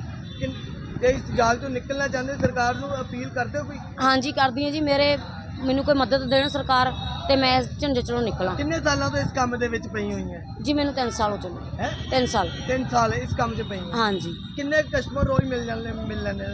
ਕਸਟਮਰ ਦਾ ਕੋਈ ਜੀ ਕੋਈ ਜ਼ਿਆਦਾ ਵੀ ਨਹੀਂ, ਕੋਈ ਤੰਗ ਕਰਨ ਵਾਲੇ ਵੀ ਮਿਲ ਜਾਂਦੇ ਨੇ, ਵੀ ਨਜਾਇਜ਼ ਫਾਇਦਾ ਚੱਕਦੇ ਨੇ ਕਈ। ਅੱਛਾ। ਹਾਂਜੀ, ਕੋਈ ਆਪਾਂ ਸ਼ੌਂਕ ਨੂੰ ਨਹੀਂ, ਆਪਾਂ ਤਾਂ 3 ਬੱਚੇ ਨੇ, 2 ਬੇਟੀਆਂ ਨੇ 1 ਬੇਟਾ ਵਾ, ਇਸ ਕਰਕੇ ਆਪਾਂ ਕਹਿੰਦੇ ਆ ਵੀ ਆਪਣੀ ਕੋਈ ਮਦਦ ਕਰਨ ਵਾਲਾ ਮਿਲੇ ਤੇ ਆਪਾਂ ਆਹ ਕੰਮ 'ਚੋਂ ਨਿਕਲੀਏ। ਤੇ ਮੈਡਮ ਜਿੱਦਾਂ ਦੇਖੋ ਸਾਰੀ ਦਿਹਾੜੀ ਤੁਸੀਂ ਪੈਦਲ ਘੁੰਮਣਾ, ਕਸਟਮਰ ਕੁਛ ਨਸ਼ਾ ਵੀ ਛੱਡਣਾ ਚਾਹੁੰਦੇ ਤੁਸੀਂ? ਹਾਂਜੀ, ਮੈਂ ਤਾਂ ਵੈਸੇ ਇਸ ਟਾਈਮ ਤਾਂ ਜੀ ਮੈਂ ਪੈਗ ਹੀ ਲਾਉਂਦੀ ਹਾਂ, ਕੋਈ ਝੂਠ ਨਹੀਂ ਬੋਲਦੀ ਹੈ ਉੱਤੇ, ਤਾਂ ਮੈਂ ਕੁਝ ਕਹਿਣਾ ਨਹੀਂ ਚਾਹੁੰਦੀ। ਹਾਂਜੀ, ਜਿਹੜੀਆਂ ਮੈਂ ਤਾਂ ਇਹ ਕਹਿੰਦੀ ਹਾਂ, ਜਿਹੜੀਆਂ ਭੈਣਾਂ ਟੀਕੇ ਲਾਉਂਦੀਆਂ ਨੇ, ਚਿੱਟਾ ਲਾਉਂਦੀਆਂ ਨੇ, ਉਹਨਾਂ ਦਾ ਵੀ ਛਡਾਇਆ ਜਾਵੇ ਸਾਰਾ ਕੁਝ, ਠੀਕ ਆ ਨਾ, ਉਹਨਾਂ ਨੂੰ ਵੀ ਸਹੀ ਰਸਤੇ ਤੇ ਲਿਆਂਦਾ ਜਾਵੇ। ਠੀਕ ਹੈ, ਕੋਈ ਹੋਰ ਅਪੀਲ ਕਰਨਾ ਚਾਹੁੰਦੇ ਹੋ ਜਿਹੜੇ ਕੁੜੀਆਂ ਇੱਥੇ ਲੁੱਟਾਂ ਖੋਹਾਂ ਕਰਦੀਆਂ ਨੇ? ਤੇ ਜੀ ਉਹ ਲੁੱਟਾਂ ਖੋਹਾਂ ਕਰਦੀਆਂ ਨੇ, ਮੈਂ ਤਾਂ ਇਹ ਅਪੀਲ ਕਰੂੰਗੀ ਵੀ ਉਹਨਾਂ ਨੂੰ ਸਖਤ ਤੋਂ ਸਖਤ ਸਜ਼ਾ ਮਿਲੇ। ਕੁਝ ਪਤਾ ਤੁਹਾਨੂੰ? ਤੁਸੀਂ ਚਲੋ ਇਹਨਾਂ ਦੇ ਵਿੱਚ ਹੀ ਹੋ, ਇੱਕ ਤੁਸੀਂ ਸਾਹਮਣੇ ਆਏ ਹੋ। ਹਾਂਜੀ। ਇੱਕ ਤੁਸੀਂ ਸਾਹਮਣੇ ਆਏ, ਬਹੁਤ ਅੱਛੀ ਗੱਲ ਹੈ ਵੀ ਇੱਕ ਲੋਕਾਂ ਤਾਂ ਜੀ ਟਾਈਮ ਤੇ ਜਦੋਂ ਮੇਰੇ ਤੋਂ ਕੁਝ ਪੁੱਛਿਆ ਜਾਊਗਾ ਮੈਂ ਦੱਸ ਦੂੰਗੀ ਜੀ। ਜਲਾਲਾਬਾਦ ਤੋਂ ਵਿਧਾਇਕ ਜਗਦੀਪ ਗੋਲਡੀ ਕੰਬੋਜ ਨੇ ਸ਼ਹਿਰ ਵਿੱਚ ਲੰਬੇ ਸਮੇਂ ਤੋਂ ਚੱਲੀ ਆ ਰਹੀ ਸੀਵਰੇਜ ਸਮੱਸਿਆ ਦੇ ਹੱਲ ਲਈ ਬਟਾਲਾ ਤੋਂ 2 ਵਿਸ਼ੇਸ਼ ਵੈਕਿਊਮ ਗੱਡੀਆਂ ਮੰਗਵਾਈਆਂ। ਜਟਾਣਾ ਤੇ ਸਾਦਕਾ ਅੱਜ 2 ਵੈਕਿਊਮ ਮਸ਼ੀਨਾਂ ਸ਼ਹਿਰ ਵਿੱਚ ਪਹੁੰਚੀਆਂ, ਜਿਨ੍ਹਾਂ ਨੂੰ ਵਿਧਾਇਕ ਵੱਲੋਂ ਸੀਵਰੇਜ ਸਿਸਟਮ ਦੀ ਮੁਰੰਮਤ ਲਈ ਲਗਾਇਆ ਗਿਆ। ਉਦੇਸ਼ ਸਿਰਫ ਇਹੀ ਹੈ ਕਿ ਸੀਵਰੇਜ ਨੂੰ ਕਲੀਨ ਕਰਾਇਆ, ਜੋ ਕਿ ਸਾਡੇ ਸ਼ਹਿਰ ਦੀ ਬੜੀ ਵੱਡੀ ਸਮੱਸਿਆ ਸੀ। ਉਹ ਮੇਨ ਸੀਵਰੇਜ ਜੋ ਲਾਈਨਸ ਨੇ ਉਹਨਾਂ ਦੇ ਡਿਸਪੋਜ਼ਲ ਤੱਕ ਸਭ ਕਲੀਨ ਕਰਵਾਇਆ ਜਾਏਗਾ। ਜੋ ਮਸ਼ੀਨਸ ਆਈਆਂ ਨੇ ਉਹ ਬੋਡੀ ਸੇ ਤੇ ਰਹਿ ਕੇ ਆਈਆਂ ਨੇ, ਤੇ ਇਸ ਚੀਜ਼ ਦਾ ਕੰਮ 15 ਦਿਨਾਂ ਤੱਕ ਸਭ ਕੁਝ ਕਲੀਨ ਕੀਤਾ ਜਾਏਗਾ। ਪੰਜਾਬ ਦੇ ਮੁੱਖ ਮੰਤਰੀ ਸਾਹਿਬ ਭਗਵੰਤ ਸਿੰਘ ਮਾਨ ਅਤੇ ਆਮ ਆਦਮੀ ਪਾਰਟੀ ਹਲਕਾ ਐਮਐਲਏ ਜਗਦੀਪ ਸਿੰਘ ਗੋਲਡੀ, ਇਹਨਾਂ ਬਾਰੇ ਕੀ ਕਹਿਣਾ ਚਾਹੋਗੇ? ਇਹਨਾਂ ਨੇ ਜੋ ਵੀ ਸਾਨੂੰ ਸਰਵਿਸਿਜ਼ ਦੇ ਰਹੇ ਨੇ, ਅੱਗੇ ਵੀ ਦਿੰਦੇ ਰਹਿਣਗੇ। ਹੋ ਸਕਦਾ ਹੈ ਕਿ ਆਪਣੇ ਇਸ ਸ਼ਹਿਰ ਦਾ ਬਹੁਤ ਵੱਡਾ ਵਿਕਾਸ ਹੋਵੇ। ਵਿਧਾਇਕ ਖੇਤਾਂ ਵਿੱਚ ਖਰਾਬੀ ਹੋਈ ਫਸਲ ਦੀ ਗਿਣਤੀ ਕਰਨ ਪਹੁੰਚੇ ਤਾਂ ਗੱਡੀ ਅੱਗੇ ਨਾ ਵਧੀ ਦੇਖ ਕੇ ਜਲਾਲਾਬਾਦ ਦੇ ਵਿਧਾਇਕ ਜਗਦੀਪ ਗੋਲਡੀ ਕੰਬੋਜ ਮੋਟਰਸਾਈਕਲ ਤੇ ਸਵਾਰ ਹੋ ਕੇ ਅੱਜ ਆਪਣੇ ਹਲਕੇ ਵਿੱਚ ਪਿਛਲੇ ਦਿਨੀ ਪਏ ਮੀਂਹ ਕਾਰਨ ਖਰਾਬ ਹੋਈ ਫਸਲ ਦੀ ਗਿਣਤੀ ਕਰਨ ਪਹੁੰਚੇ। ਇਸ ਮੌਕੇ ਤਹਿਸੀਲਦਾਰ ਅਤੇ ਹੋਰ ਅਧਿਕਾਰੀ ਵੀ ਹਾਜ਼ਰ ਸਨ। ਜਿਹੜਾ ਤੁਸੀਂ ਅੱਜ ਪਿੰਡਾਂ ਵਿੱਚ ਦੌਰਾ ਕਰ ਰਹੇ ਹੋ ਖਰਾਬੇ ਦੇ ਸੰਬੰਧੀ ਕੀ ਕਹਿਣਾ ਤੁਹਾਡਾ? ਵੇਖੋ, ਜਿਹੜਾ ਵੀ ਮੀਂਹ ਦਾ ਖਰਾਬਾ ਹੋਇਆ, ਜਿਸ ਕਿਸਾਨ ਭਰਾ ਦੀ ਫਸਲ ਖਰਾਬ ਹੋਈ ਉਹਨੂੰ ਮੁਆਵਜ਼ਾ ਮਿਲੇਗਾ। ਅੱਜ ਨੈਬ ਸਾਹਿਬ ਔਰ ਅਸੀਂ ਸਾਰੀ ਟੀਮ ਅੱਜ ਆਏ ਹਾਂ। ਸਾਰੇ ਸਾਡੀ ਡਿਊਟੀ ਬਣਦੀ ਹੈ। ਮਾਨਯੋਗ ਮੁੱਖ ਮੰਤਰੀ ਸਾਹਿਬ ਵੀ ਪਿੰਡਾਂ 'ਚ ਆਏ ਹੋਏ ਨੇ। ਸੋ ਹਰ ਪਟਵਾਰੀ ਨੂੰ ਹਦਾਇਤਾਂ ਕਰ ਦਿੱਤੀਆਂ ਗਈਆਂ, ਪਿੰਡ ਦਾ ਮੌਜਿਜ਼ ਬੰਦੇ ਨਾਲ ਲੱਗ ਕੇ ਪਟਵਾਰੀ ਕਾਨੂੰਗੋ ਤਹਿਸੀਲਦਾਰ ਸਭ ਲੱਗ ਕੇ ਕੰਮ ਨੂੰ ਪੂਰਨ ਤੌਰ 'ਤੇ ਪੂਰਾ ਕਰਨਗੇ ਔਰ ਜਿਹਦਾ ਫਸਲ ਖਰਾਬੀ ਨੂੰ ਮੁਆਵਜ਼ਾ ਟਾਈਮ 'ਤੇ ਦਿੱਤਾ ਜਾਵੇ। ਸਰ, ਕਈ ਵਾਰੀ ਕੋਈ ਗਲਤ ਆਪਣੀ ਗਿਰਦਾਵਰੀ ਕਰਾਈ ਜਾਂਦੀ ਹੈ ਕਹਿ ਕੇ, ਉਸ ਸੰਬੰਧੀ ਕੀ ਕਹਿਣਾ ਕਿਸਾਨਾਂ ਨੂੰ ਤੁਹਾਡਾ? ਦੇਖੋ, ਜਿਹੜਾ ਬੰਦਾ ਗਲਤ ਕਰਦਾ ਹੁਣ ਸਰਕਾਰ ਉਹੋ ਜਿਹੀ ਨਹੀਂ ਗੀ ਵੀ ਤੁਹਾਡਾ ਪਤਾ ਨਾ ਲੱਗੂਗਾ। ਸੋ ਫਿਰ ਉਹ ਆਪਦੀ ਜ਼ਿੰਮੇਵਾਰੀ ਆਪ ਹੀ ਚੱਕ ਸਕਦਾ ਹੈ। ਜਿਹੜਾ ਅਫਸਰ ਸਾਹਿਬਾਨ ਗਲਤ ਕਰੇਗਾ ਉਹਦੀ ਵੀ ਜ਼ਿੰਮੇਵਾਰੀ ਉਹ ਆਪ ਹੀ ਚੱਕ ਸਕਦਾ ਹੈ। ਹੁਣ ਸਰਕਾਰ ਉਹ ਗੱਲਾਂ ਗਈਆਂ ਵੀ ਚੁੱਪ ਚਪੀਤੇ ਬਹੁਤ ਕੁਝ ਹੋ ਜਾਂਦਾ ਸੀ ਪਹਿਲਾਂ, ਹੁਣ ਬਿਲਕੁਲ ਟਰਾਂਸਪੇਰੈਂਟ ਕੰਮ ਹੈ। ਕਿਸੇ ਨਾਲ ਕੋਈ ਵਿਤਕਰਾ ਨਹੀਂ, ਚਾਹੇ ਕੋਈ ਦੂਸਰੀ ਪਾਰਟੀ ਨਾਲ ਮੁਤਲਕ ਰੱਖਦਾ। ਜਿਹਦੀ ਕਿਸਾਨ ਭਰਾ ਦੀ ਫਸਲ ਖਰਾਬ ਹੋਈ ਹੈ ਉਹਦਾ ਮੁਆਵਜ਼ਾ ਦੇਣਾ ਪੰਜਾਬ ਸਰਕਾਰ ਦੀ ਆਪਦੀ ਜ਼ਿੰਮੇਵਾਰੀ ਬਣੀ। ਗੁਰਦਾਸਪੁਰ ਦੇ ਅਧੀਨ ਪੈਂਦੀ ਹਿਆਤ ਨਗਰ ਕਲੋਨੀ ਵਿਖੇ ਚੋਰਾਂ ਨੇ ਇੱਕ ਘਰ ਵਿੱਚ ਵੜ ਕੇ ਚੋਰੀ ਦੀ ਵੱਡੀ ਵਾਰਦਾਤ ਨੂੰ ਅੰਜਾਮ ਦਿੱਤਾ। ਚੋਰ ਇਸ ਘਰ ਦੇ ਤਾਲੇ ਤੋੜ ਕੇ 20 ਤੋਲੇ ਤੋਂ ਵੱਧ ਸੋਨਾ ਤੇ ਕੁਝ ਨਕਦੀ ਦੇ ਗਹਿਣਿਆਂ ਤੋਂ ਇਲਾਵਾ 30,000 ਰੁਪਏ ਦੀ ਵੱਧ ਨਕਦੀ ਚੋਰੀ ਕਰਕੇ ਫਰਾਰ ਹੋ ਗਏ। 3:30 ਵਜੇ ਤੁਸੀਂ ਲਾ ਲਓ ਕਿ ਇੱਥੋਂ ਦੁਪਹਿਰ ਹੀ ਗਏ ਆ, ਬਾਹਰ ਵਾਲੀ ਲਾਈਟ ਜਗਾ ਕੇ ਜਿੰਦਰਾ ਮਾਰ ਕੇ ਫਿਰ ਗਏ ਆ। ਉੱਥੇ ਮੇਰੀ ਭੈਣ ਆ 1.5 ਗਵਾਰਾਂ ਦੇ ਲਾਗੇ, ਉੱਥੇ ਹੀ ਰਾਤ ਰਹੇ ਆ। ਸਵੇਰੇ ਅਸੀਂ 8:30 ਵਜੇ ਪੌਣੇ 9 ਵਜੇ ਆਪਣੇ ਘਰ ਆਏ। ਜਦੋਂ ਅਸੀਂ ਆਏ ਆ ਸਾਡਾ ਦਰਵਾਜ਼ਾ ਜਿਹੜਾ ਬਾਹਰ ਵਾਲਾ ਖੁੱਲ੍ਹਾ, ਇੱਕ ਗੇਟ ਬੰਦ ਸੀ, ਇੱਕ ਖੁੱਲ੍ਹਾ। ਅੰਦਰ ਆਪਾਂ ਆਏ ਆ, ਮੈਂ ਇਹਦੇ ਪਾਪਾ ਨੂੰ ਆਖਿਆ, ਮੈਂ ਕਿਹਾ ਸਾਡਾ ਲੌਕ ਖੁੱਲ੍ਹਾ। ਕਹਿੰਦੇ ਚੋਰੀ ਹੋ ਗਈ। ਮੈਂ ਕਿਹਾ ਚੋਰੀ ਕਦੀ ਹੋਈ ਨਹੀਂ, 25 ਸਾਲ ਹੋ ਗਏ ਸਾਨੂੰ ਇੱਥੇ ਰਹਿੰਦੇ ਹਨ ਭਾਜੀ, ਸਾਡੇ ਕਦੇ ਚੋਰੀ ਨਹੀਂ ਹੋਈ। ਜਦੋਂ ਅਸੀਂ ਗਏ ਆਏ ਆ ਉੱਪਰ ਤੇ ਇਹ ਖਲਾਰਾ ਪਿਆ ਇੱਥੇ ਆਣ ਕੇ ਮੈਂ ਵੇਖਿਆ, ਮੈਂ ਕਿਹਾ ਹਾਏ ਚੋਰੀ ਹੋ ਗਈ। ਚੋਰੀ ਸਾਡੀ ਕੰਮ ਵਾਲੀ ਉੱਤੇ ਕੋਠੇ ਤੇ ਦੂਜੀ ਮੰਜ਼ਲ ਦੇ ਉੱਤੇ ਸੀ। ਉਹਨੇ ਉੱਤੋਂ ਆਵਾਜ਼ ਦਿੱਤੀ, ਕਹਿੰਦੀ ਦੀਦੀ ਤੁਹਾਡਾ ਲੌਕ ਖੁੱਲ੍ਹਾ ਹੀ, ਮੈਂ ਵੀ ਆਈ ਹਾਂ ਤੇ ਤੁਹਾਡਾ ਬੜਾ ਖਲਾਰਾ ਪਿਆ। ਜਦੋਂ ਅਸੀਂ ਆਣ ਕੇ ਵੇਖਿਆ ਤੇ ਇੱਥੇ ਕੋਈ ਚੀਜ਼ ਹੀ ਨਾ ਸੋਨੇ ਦੀ, ਨਾ ਇੱਕ ਚੀਜ਼ ਹੀ ਨਹੀਂ ਛੱਡੀ ਕਿ 4 ਸੈੱਟ ਹੀ ਵਹੁਟੀ ਦੇ, ਕੁਝ ਨਹੀਂ, ਚੂੜੀਆਂ, ਕੜਾ, 3 ਚੈਨੀਆਂ, ਕੋਈ ਚੀਜ਼ ਨਹੀਂ ਛੱਡੀ ਉਹਨਾਂ ਨੇ। ਹੋਰ ਕੋਈ ਚੀਜ਼, ਪੈਸੇ ਸਾਰੇ ਪਰਸਾਂ 'ਚੋਂ ਕੱਢ ਕੇ ਲੈ ਕੇ ਗਏ। ਕਿੰਨਾ ਕੁ ਸੋਨਾ ਸੀ ਟੋਟਲ? ਸੋਨਾ ਤੁਸੀਂ ਲਾ ਲਓ ਘੱਟੋ ਘੱਟ 20 ਤੋਲੇ ਸੋਨਾ ਹੋਣਾ ਭਾਜੀ। ਤੇ ਕੈਸ਼ ਦਾ ਨਾ ਇੱਕ ਪਰਸ ਵਿੱਚ ਹੀ 29,000 ਰੁਪਈਆ, ਬਾਕੀ ਤਾਂ ਸਾਰੇ ਥੋੜੇ ਵੀ ਲਾ ਲਓ, ਕਿਸੇ 'ਚ 1000 ਹੋਏਗਾ, ਕਿਸੇ ਪਰ ਇੱਕ ਪਰਸ 'ਚ 29,000 ਰੁਪਈਆ। ਇਹ ਸੋਨਾ ਲੜਕੇ ਦੀ ਮੈਰਿਜ ਹੋਈ ਹੈ? ਹਾਂਜੀ ਲੜਕੇ ਦੀ। ਵੋਟੀ ਦਾ ਸੋਨਾ ਸੀ? ਵੋਟੀ ਦਾ ਵੀ, ਮੁੰਡੇ ਦਾ ਵੀ ਵਿੱਚ ਹੀ, ਅੱਗੋਂ ਪੋਤੀ ਹੋਈ ਉਹਦਾ ਵੀ ਸਾਰਾ ਸੋਨਾ ਵਿੱਚ, ਉਹਦੇ ਚਾਂਦੀ ਦੇ ਜਿਹੜੇ ਸਮਾਨ ਸੀ ਉਹ ਵੀ ਵਿੱਚ ਪਿਆ, ਉਹ ਵੀ ਲੈ ਗਏ ਸਾਰਾ। ਪੁਲਿਸ ਨੂੰ ਕੰਪਲੇਂਟ ਕਰਵਾਈ ਹੈ? ਹਾਂਜੀ ਕਰਵਾਤੀ ਹੈ। ਕੋਈ ਸੀਸੀਟੀਵੀ ਲੱਗੇ? ਸੀਸੀਟੀਵੀ ਹੈ, ਉਹ ਵੇਖਣ ਦੇ ਬੱਚੇ, ਪਤਾ ਨਹੀਂ ਹੁਣ ਉਹਦੇ ਵਿੱਚ ਕਿਹਦੀ ਫੋਟੋ ਆਉਂਦੀ ਤੇ ਕਿਹਦੀ ਨਹੀਂ। ਕੀ ਕਹਿਣਾ ਚਾਹੁੰਦੇ ਹੋ ਪੁਲਿਸ ਨੂੰ? ਅਸੀਂ ਕੀ ਕਹਿਣਾ ਭਾਜੀ, ਹੁਣ ਅਸੀਂ ਕੋਈ ਕਿਸੇ ਨੂੰ ਜਦੋਂ ਵੇਖਿਆ ਨਹੀਂ, ਆਪਾਂ ਕਿਸੇ ਦਾ ਨਾਂ ਥੋੜਾ ਲੈ ਸਕਦੇ ਹਾਂ। AS ਗਰੁੱਪ ਆਫ ਇੰਸਟੀਟਿਊਸ਼ਨਸ ਵਿੱਚ MGNCR ਸੈੱਲ ਵੱਲੋਂ ਨਗਰ ਕੌਂਸਲ ਦੇ ਸਹਿਯੋਗ ਨਾਲ ਸਵੱਛ ਮਹੋਤਸਵ ਅਤੇ ਜ਼ੀਰੋ ਵੇਸਟ ਸਮਾਗਮ 2023 ਮਨਾਇਆ ਗਿਆ। ਸਮਾਗਮ ਦਾ ਮੁੱਖ ਉਦੇਸ਼ ਸਿੰਗਲ ਯੂਜ਼ ਪਲਾਸਟਿਕ ਦਾ ਵਿਰੋਧ ਕਰਨਾ ਸੀ। ਕਮਿਊਨਿਟੀ ਫੈਸਿਲੀਟੇਟਰ ਨਵਨੀਤ ਕੌਰ ਅਤੇ ਡਾਇਰੈਕਟਰ ਹਰਪ੍ਰੀਤ ਸਿੰਘ ਨੇ ਵਿਦਿਆਰਥੀਆਂ ਨੂੰ ਕਿਹਾ ਹੈ ਕਿ ਉਹ ਘਰਾਂ ਵਿੱਚ ਰਹਿੰਦ ਖੂੰਹਦ ਦੀ ਖਾਦ ਬਣਾਉਣਾ ਸ਼ੁਰੂ ਕਰਨ। ਨਵਨੀਤ ਕੌਰ ਨੇ ਵਿਦਿਆਰਥੀਆਂ ਨੂੰ ਵੱਖ-ਵੱਖ ਕਿਸਮਾਂ ਦੇ ਕੂੜੇ ਜਿਵੇਂ ਕਿ ਜੈਵਿਕ ਕੂੜਾ, ਰੀਸਾਈਕਲੇਬਲ ਵੇਸਟ, ਇਨਰਟ ਵੇਸਟ ਅਤੇ ਬਾਇਓਮੈਡੀਕਲ ਵੇਸਟ ਬਾਰੇ ਜਾਣਕਾਰੀ ਦਿੱਤੀ। ਕਾਲਜ ਦੇ ਵਿਦਿਆਰਥੀਆਂ ਨੇ ਵੇਸਟ ਮਟੀਰੀਅਲ ਤੇ ਬਣੀਆਂ ਚੀਜ਼ਾਂ ਦੀ ਪ੍ਰਦਰਸ਼ਨੀ ਵੀ ਲਗਾਈ। ਕਾਲਜ ਵਿੱਚ ਪੋਸਟਰ ਮੇਕਿੰਗ ਅਤੇ ਭਾਸ਼ਣ ਮੁਕਾਬਲੇ ਵੀ ਕਰਵਾਏ ਗਏ ਤੇ ਇਸ ਮੌਕੇ ਸਮਾਜ ਸੇਵੀ ਸੰਸਥਾਵਾਂ ਨਰ ਸੇਵਾ ਨਾਰਾਇਣ ਸੇਵਾ, ਭਾਈ ਕਨਈਆ ਸੇਵਾ ਸੁਸਾਇਟੀ ਅਤੇ human value blood donor association ਨੇ ਵੀ ਸ਼ਮੂਲੀਅਤ ਕੀਤੀ। ਸਰ, ਸਵੱਛ ਉਤਸਵ 2023 ਹੈ ਜਿਹੜਾ ਮਨਾਇਆ ਜਾ ਰਿਹਾ ਹੈ ਹਰੇਕ ਕੌਂਸਲ ਵੱਲੋਂ, ਨਗਰ ਕੌਂਸਲ ਖੰਨਾ ਵੱਲੋਂ ਇਹ ਇਵੈਂਟ ਆ ਜਿਹੜਾ AS ਗਰੁੱਪ ਆਫ ਇੰਸਟੀਟਿਊਸ਼ਨ ਵਿੱਚ ਕੀਤਾ ਜਾ ਰਿਹਾ ਅੱਜ। ਇਹਦੇ ਤਹਿਤ ਜਿੰਨੀਆਂ ਵੀ ਲੇਡੀਜ਼ ਨੇ ਸ਼ਹਿਰ ਦੀਆਂ ਉਹਨਾਂ ਨੂੰ ਪ੍ਰੋਤਸਾਹਨ ਕੀਤਾ ਜਾ ਰਿਹਾ ਜੋ ਹੋਮ ਕੰਪੋਸਟਿੰਗ ਕਰਦੀਆਂ ਨੇ ਜਾਂ ਕਰਨਾ ਚਾਹੁੰਦੀਆਂ ਨੇ। ਉਹਨਾਂ ਲਈ ਇੱਕ ਮਿਨਿਸਟਰੀ ਨੇ ਇੱਕ ਇਵੈਂਟ ਆ ਜਿਹੜਾ ਕ੍ਰੀਏਟ ਕੀਤਾ ਕਿ 5 ਅਪ੍ਰੈਲ ਤੱਕ ਤੁਸੀਂ ਆਪਣੀ ਰਜਿਸਟ੍ਰੇਸ਼ਨ ਆ ਜਿਹੜੀ ਕਰਵਾਓ ਤੇ ਇੱਕ ਕੰਪੀਟੀਸ਼ਨ ਕ੍ਰੀਏਟ ਕਰ ਦਿੱਤਾ ਕਿ ਵੱਧ ਤੋਂ ਵੱਧ ਲੋਕ ਸਵੱਛ ਭਾਰਤ ਮਿਸ਼ਨ ਦੇ ਨਾਲ ਜੁੜਨ। ਲੇਡੀਜ਼ ਜਿਹੜਾ ਘਰ ਦਾ ਗਿੱਲਾ ਕੂੜਾ ਤੋਂ ਹੋਮ ਕੰਪੋਸਟਿੰਗ ਕਰਨ ਤੇ ਵੇਸਟ ਆਊਟ ਆਫ ਵੇਸਟ ਆ ਜਿਹੜਾ ਉਹਨੂੰ ਸੰਭਾਲ ਕੇ ਉਹਦੀਆਂ ਚੀਜ਼ਾਂ ਨੇ ਜਿਹੜੀਆਂ ਅੱਗੇ ਬਣਾਉਣ। ਅੱਜ ਇੱਥੇ ਨਗਰ ਕੌਂਸਲ ਖੰਨਾ ਦੀ ਐਸੋਸੀਏਸ਼ਨ ਦੇ ਨਾਲ AS ਗਰੁੱਪ ਆਫ ਇੰਸਟੀਟਿਊਸ਼ਨਸ ਦੇ ਵਿੱਚ ਜ਼ੀਰੋ ਵੇਸਟ ਮੈਨੇਜਮੈਂਟ ਦਾ ਇੱਕ ਸਮਾਗਮ ਉਲੀਕਿਆ ਗਿਆ, ਜਿਹੜਾ ਮੈਡਮ ਨਵਰੀਤ ਕੌਰ ਉਹਨਾਂ ਨੇ ਮੈਨੇਜ ਕੀਤਾ ਹੈ। ਸੋ ਇਸ ਬੇਸਿਕਲੀ ਇੱਕ ਅਵੇਅਰਨੈਸ ਪ੍ਰੋਗਰਾਮ ਹੈ ਕਿ ਸੁਸਾਇਟੀ ਨੂੰ ਤੇ ਬੱਚਿਆਂ ਨੂੰ ਇਹ ਅਵੇਅਰ ਕਰਨਾ ਕਿ ਜਿਹੜਾ 3 ਬੇਸਿਕ ਇਸ਼ੂਜ਼ ਨੇ। ਨੰਬਰ 1 ਵੇਸਟ ਮੈਨੇਜਮੈਂਟ ਹੈ, ਨੰਬਰ 2 ਵਾਟਰ ਕ੍ਰਾਈਸਿਸ ਹੈ, ਤੇ ਜਿਹੜਾ ਕਾਰਬਨ ਡਾਈਆਕਸਾਈਡ ਦਾ ਜਿਹੜਾ ਲੈਵਲ ਇਨਕਰੀਜ਼ ਹੋ ਰਿਹਾ ਹੈ ਉਹਦੇ ਕਈ ਡਿਫਰੈਂਟ ਰੀਜ਼ਨਸ ਹੋ ਸਕਦੇ ਨੇ। ਇੰਡਸਟਰੀਲਾਈਜੇਸ਼ਨ, ਇਨਕਰੀਜ਼ ਆਫ ਵਹੀਕਲਸ ਜਾਂ ਕਟਿੰਗ ਆਫ ਟਰੀਜ਼। ਸੋ ਅਗਰ ਅਸੀਂ ਇਹ 3 ਜਿਹੜੇ ਰੀਜ਼ਨਸ ਨੇ, ਅਗਰ ਵੇਸਟ ਮੈਨੇਜਮੈਂਟ ਨੂੰ ਕੰਟਰੋਲ ਕਰੀਏ, CO2 ਲੈਵਲ ਸਾਡਾ ਜਿਹੜਾ ਵਾਤਾਵਰਨ 'ਚ ਹੈਗਾ ਉਹਨੂੰ ਅਸੀਂ ਕੰਟਰੋਲ ਕਰ ਪਾਈਏ ਤੇ ਵਾਟਰ ਕ੍ਰਾਈਸਿਸ ਦੀ ਪ੍ਰੋਬਲਮ ਨੂੰ ਦੂਰ ਕਰ ਪਾਈਏ, ਤਾਂ ਡੈਫੀਨੇਟਲੀ ਉਹ ਜਿਹੜੀਆਂ ਆਉਣ ਵਾਲੀਆਂ ਜਿਹੜੀਆਂ ਜਨਰੇਸ਼ਨਸ ਨੇ ਉਹਨਾਂ ਦੇ ਲਈ ਇੱਕ ਬਹੁਤ ਹੀ ਸੁਖਾਵਾਂ ਮਾਹੌਲ ਅਸੀਂ ਜਿਹੜੀਆਂ ਪ੍ਰੈਜ਼ੈਂਟ ਜਨਰੇਸ਼ਨ ਇਹ ਦੇ ਪਾਵਾਂਗੇ। ਅਦਰਵਾਈਜ਼ ਬੜੀ ਡਿਟੀਰੀਓਰੇਸ਼ਨ ਹੋ ਰਹੀ ਹੈ ਐਨਵਾਇਰਨਮੈਂਟ ਦੀ, ਜਿਹਦੇ ਵਿੱਚ ਵੇਸਟ ਮੈਨੇਜਮੈਂਟ ਕਿਉਂਕਿ ਪ੍ਰੋਪਰ ਨਹੀਂ ਹੋ ਰਹੀ। ਜਿਸ ਤਰ੍ਹਾਂ ਪਲਾਸਟਿਕ ਬਹੁਤ ਜ਼ਿਆਦਾ ਯੂਜ਼ ਹੋ ਰਿਹਾ ਹੈ।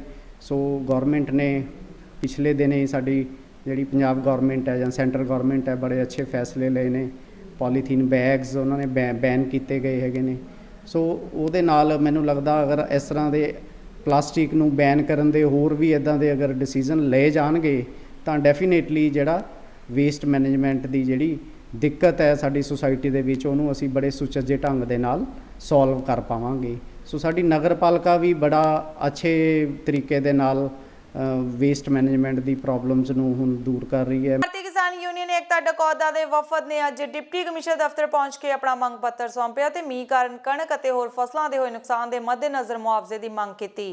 ਇਸ ਮੌਕੇ ਪੱਤਰਕਾਰਾਂ ਨਾਲ ਗੱਲਬਾਤ ਕਰਦਿਆਂ ਕਿਸਾਨ ਆਗੂਆਂ ਨੇ ਦੋਸ਼ ਲਗਾਇਆ ਕਿ ਪਿਛਲੇ ਦਿਨੀ ਪਏ ਮੀਂਹ, ਗੜੇਮਾਰੀ ਅਤੇ ਤੇਜ਼ ਹਵਾਵਾਂ ਕਾਰਨ ਕਣਕ, ਸਰੋਂ, ਆਲੂ ਅਤੇ ਸਬਜ਼ੀਆਂ ਸਮੇਤ ਫਸਲਾਂ ਦਾ ਨੁਕਸਾਨ ਹੋਇਆ ਹੈ, ਜਿਸ ਕਾਰਨ ਕਿਸਾਨਾਂ ਦੀਆਂ ਮੁਸ਼ਕਲਾਂ ਹੋਰ ਵੱਧ ਗਈਆਂ ਹਨ। ਭਾਰਤੀ ਕਿਸਾਨ ਯੂਨੀਅਨ ਏਕਤਾ ਡਕੌਂਦਾ ਦੇ ਵੱਲੋਂ ਡੀਸੀ ਸਾਹਿਬ ਨੂੰ ਮੰਗ ਪੱਤਰ ਦੇਣ ਪਹੁੰਚੇ ਆ।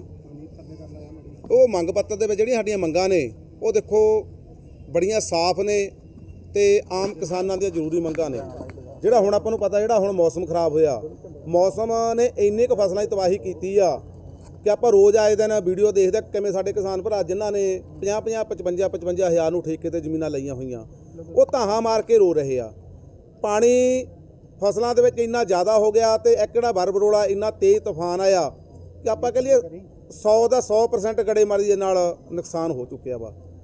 ਇਹ ਉਹੀ ਭਗਵੰਤ ਮਾਨ ਸਰਕਾਰ ਆ ਜਿਹੜੀ ਕਿ ਇਲੈਕਸ਼ਨ ਤੋਂ ਪਹਿਲਾਂ ਕਹਿੰਦੇ ਹੁੰਦੇ ਸੀ ਕਿ ਜੇਕਰ ਸਾਡੀ ਸਰਕਾਰ ਬਣਾ ਦਿਓ ਗਦਾਵਰੀਆਂ ਤਾਂ ਹੁੰਦੀਆਂ ਰਹਿਣਗੀਆਂ, ਮੁਆਵਜ਼ਾ ਅਸੀਂ ਪਹਿਲਾਂ ਲਾਗੂ ਕਰਿਆ ਕਰਾਂਗੇ। ਤੇ ਸਾਡੀ ਦੇਖੋ ਅੱਜ ਮੇਨ ਮੰਗ ਸਾਡੀ ਇਹ ਹੈਗੀ ਆ ਕਿ ਤੁਰੰਤ ਪੰਜਾਬ ਤੇ ਸੈਂਟਰ ਸਰਕਾਰ ਜਿਹੜੀਆਂ ਤਬਾਹ ਹੋ ਚੁੱਕੀਆਂ ਕਿਸਾਨਾਂ ਦੀਆਂ ਫਸਲਾਂ ਨੇ ਉਹਨਾਂ ਦਾ ਮੁਆਵਜ਼ਾ ਜਲਦੀ ਤੋਂ ਜਲਦੀ ਲਾਗੂ ਕਰੇ। ਤੇ ਉਸ ਤੋਂ ਬਾਅਦ ਇੱਕ ਜਿਹੜਾ ਸਾਡਾ ਆਮ ਕਿਸਾਨਾਂ ਦੀ ਇਹ ਮੰਗ ਹੁੰਦੀ ਆ ਕਿ ਮਗਰ ਇਹਨਾਂ ਨੇ ਜਦੋਂ ਝੋਨੇ ਦੀ ਪਰਾਲੀ ਵੇਲੇ ਸਾਡੇ ਬਹੁਤ ਸਾਰੇ ਕਿਸਾਨਾਂ ਤੇ ਪਰਚੇ ਦਰਜ ਕੀਤੇ, ਭਾਵੇਂ ਕਿ ਪ੍ਰਸ਼ਾਸਨ ਨੇ ਕਿਹਾ ਹੈ ਕਿ ਨਹੀਂ ਦਰਜ ਹੋਣਗੇ ਪਰ ਚੁੱਪ ਚਪੀਤੇ ਪਰਚੇ ਦਰਜ ਕਰਤੇ ਉਹਨਾਂ ਨੇ, ਉਹ ਵੀ ਰੱਦ ਕਰਨ ਬਾਰੇ ਅਸੀਂ ਮੰਗ ਦੇ ਰਹੇ ਹਾਂ। ਤੇ ਇਹ ਜਿਹੜੀਆਂ ਸਾਰੀਆਂ ਮੰਗਾਂ ਨੇ ਇਹ ਅਸੀਂ ਅੱਜ ਮੰਗ ਕੀਤੀ ਪੰਜਾਬ ਸਰਕਾਰ ਤੋਂ ਕਿ ਤੁਰੰਤ ਲਾਗੂ ਕੀਤੀਆਂ ਜਾਣ ਤੇ ਇਹਦੇ ਲਈ ਅੱਜ ਅਸੀਂ ਪਹੁੰਚੇ। ਪੰਜਾਬ ਦੇ ਵੱਖ-ਵੱਖ ਹਿੱਸਿਆਂ ਵਿੱਚ ਪਿਛਲੇ ਦਿਨੀ ਪਏ ਭਾਰੀ ਮੀਂਹ, ਤੇਜ਼ ਹਵਾਵਾਂ ਅਤੇ ਗੜੇਮਾਰੀ ਕਾਰਨ ਕਣਕ ਦੀ ਫਸਲ ਨੂੰ ਹੋਏ ਭਾਰੀ ਨੁਕਸਾਨ ਤੋਂ ਬਾਅਦ ਕਿਸਾਨਾਂ ਦੀਆਂ ਮੁਸ਼ਕਲਾਂ ਇੱਕ ਵਾਰ ਫਿਰ ਵੱਧ ਸਕਦੀਆਂ ਤੇ ਪੰਜਾਬ ਐਗਰੀਕਲਚਰ ਯੂਨੀਵਰਸਿਟੀ ਦੇ ਮੌਸਮ ਵਿਗਿਆਨੀ ਨੇ 30 ਅਤੇ 31 ਮਾਰਚ ਨੂੰ ਮੀਂਹ ਪੈਣ ਦੀ ਭਵਿੱਖਬਾਣੀ ਕੀਤੀ ਹੈ। ਹਾਂਜੀ, ਪਿਛਲੇ ਦਿਨਾਂ 'ਚ ਅਸੀਂ ਦੇਖਿਆ ਕਿ ਇੱਕ WD ਸਿਸਟਮ ਜਿਹੜਾ ਡਿਵੈਲਪ ਹੋਇਆ ਸੀ, ਸੋ ਉਹਦੇ ਨਾਲ ਪੰਜਾਬ ਦੇ ਲਗਭਗ ਸਾਰੇ ਹਿੱਸਿਆਂ ਵਿੱਚ ਬਾਰਿਸ਼ ਹੋਈ ਆ ਔਰ ਅੱਜ ਕੱਲ ਜਿਹੜਾ ਟੈਂਪਰੇਚਰ ਆਲਮੋਸਟ ਨਾਰਮਲ ਚੱਲ ਰਿਹਾ ਹੈਗਾ ਜੀ। ਜਿਵੇਂ ਕੱਲ ਦਾ ਜਿਹੜਾ ਮੈਕਸਿਮਮ ਟੈਂਪਰੇਚਰ ਰਿਕਾਰਡ ਕੀਤਾ ਗਿਆ 26.4 ਡਿਗਰੀ ਸੈਂਟੀਗ੍ਰੇਡ ਰਿਕਾਰਡ ਕੀਤਾ ਗਿਆ, ਜਦੋਂ ਕਿ ਨਾਰਮਲ ਕੱਲ ਦਾ 29.7 ਡਿਗਰੀ ਸੈਂਟੀਗ੍ਰੇਡ ਹੈਗਾ। ਸੋ ਨਾਰਮਲ ਨਾਲੋਂ ਥੋੜਾ ਲੋਅਰ ਚੱਲ ਰਿਹਾ ਹੈਗਾ ਡੇ ਟਾਈਮ ਟੈਂਪਰੇਚਰ। ਇਸੇ ਤਰ੍ਹਾਂ ਨਾਈਟ ਟਾਈਮ ਟੈਂਪਰੇਚਰ ਜਿਹੜਾ ਮਿਨੀਮਮ ਟੈਂਪਰੇਚਰ ਅੱਜ ਦਾ ਰਿਕਾਰਡ ਕੀਤਾ ਗਿਆ 14 ਡਿਗਰੀ ਸੈਂਟੀਗ੍ਰੇਡ ਰਿਕਾਰਡ ਕੀਤਾ ਗਿਆ, ਜਦੋਂ ਕਿ ਨਾਰਮਲ 14.5 ਡਿਗਰੀ ਸੈਂਟੀਗ੍ਰੇਡ ਹੈਗਾ। ਸੋ ਵੀ ਨੀਅਰ ਨਾਰਮਲ ਹੀ ਚੱਲ ਰਿਹਾ ਟੈਂਪਰੇਚਰ।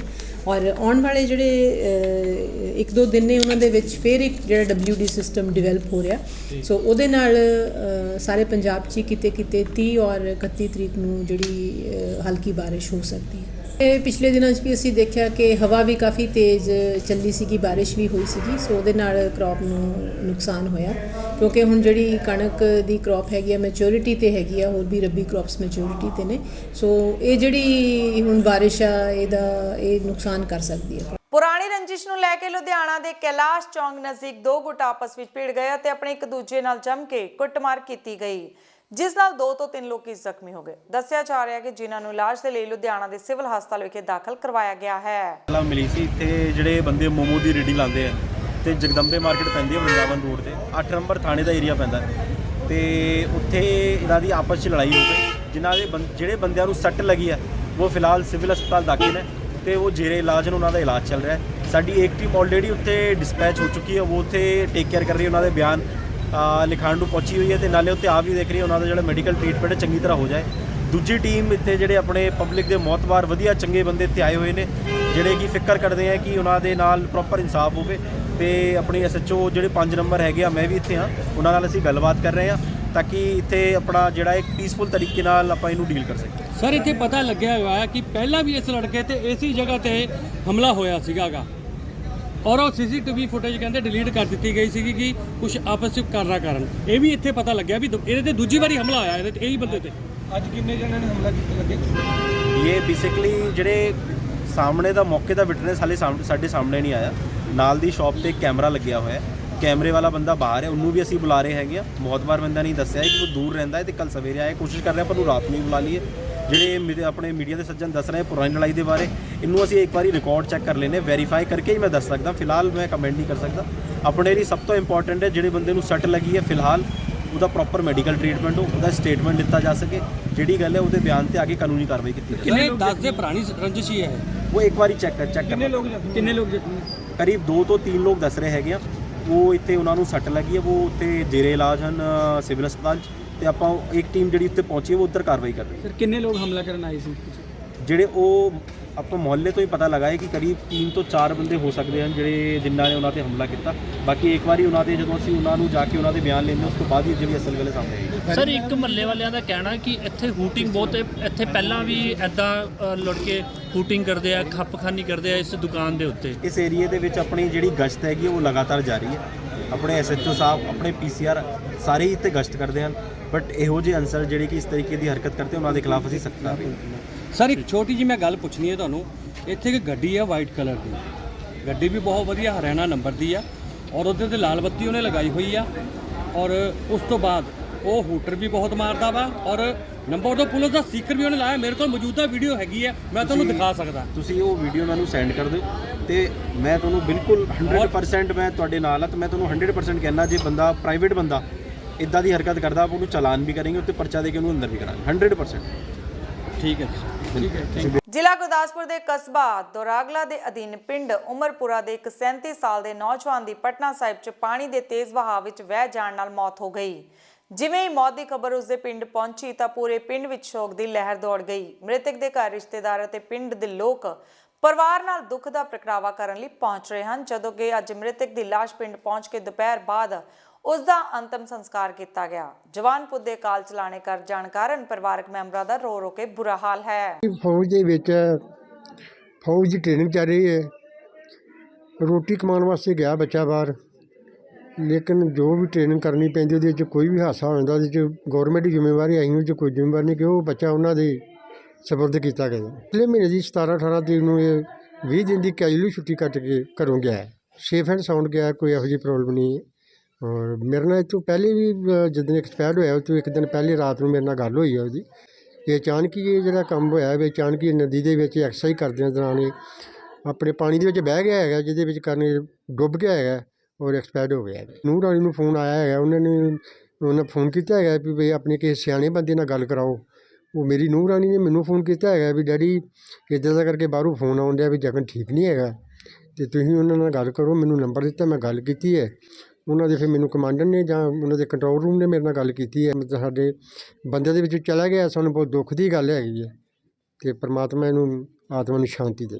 ਪਿਛਲੇ ਦਿਨੀ ਇੱਕ ਅਣਪਛਾਤੀ ਔਰਤ ਡੇਰਾ ਬਾਬਾ ਨਾਨਕ ਦੇ ਨਜ਼ਦੀਕ ਸਰਹੱਦੀ ਪਿੰਡ ਸਾਂਦਾਵਲੀ ਦੀ ਸੜਕ ਤੇ ਘੁੰਮਦੀ ਹੋਈ ਦਿਖਾਈ ਦਿੱਤੀ, ਜਿਸ ਨੂੰ BSF ਜਵਾਨਾਂ ਵੱਲੋਂ ਡੇਰਾ ਬਾਬਾ ਨਾਨਕ ਪੁਲਿਸ ਹਵਾਲੇ ਕੀਤਾ ਗਿਆ ਤੇ ਉਸ ਨੂੰ ਡੇਰਾ ਬਾਬਾ ਨਾਨਕ ਪੁਲਿਸ ਨੇ ਆਪਣੇ ਨਾਲ ਲੈ ਕੇ ਪਹਿਲਾਂ ਡੇਰਾ ਬਾਬਾ ਨਾਨਕ ਹਸਪਤਾਲ ਤੇ ਫਿਰ ਗੁਰਦਾਸਪੁਰ ਦੇ ਹਸਪਤਾਲ ਲੈ ਕੇ ਪਹੁੰਚੇ ਤੇ ਇਹ ਸਪਸ਼ਟ ਕੀਤਾ ਕਿ ਔਰਤ ਮੰਦਬੁੱਧੀ ਹੈ ਤੇ ਉਸ ਤੋਂ ਬਾਅਦ ਪੁਲਿਸ ਵੱਲੋਂ ਕੀਤੀ ਮੁਸ਼ੱਕਤ ਤੋਂ ਬਾਅਦ ਉਸ ਔਰਤ ਦਾ ਪਤਾ ਲੱਭਿਆ ਤੇ ਉਸ ਔਰਤ ਨੂੰ ਪਰਿਵਾਰ ਦੇ ਹਵਾਲੇ ਕਰ ਦਿੱਤਾ ਗਿਆ।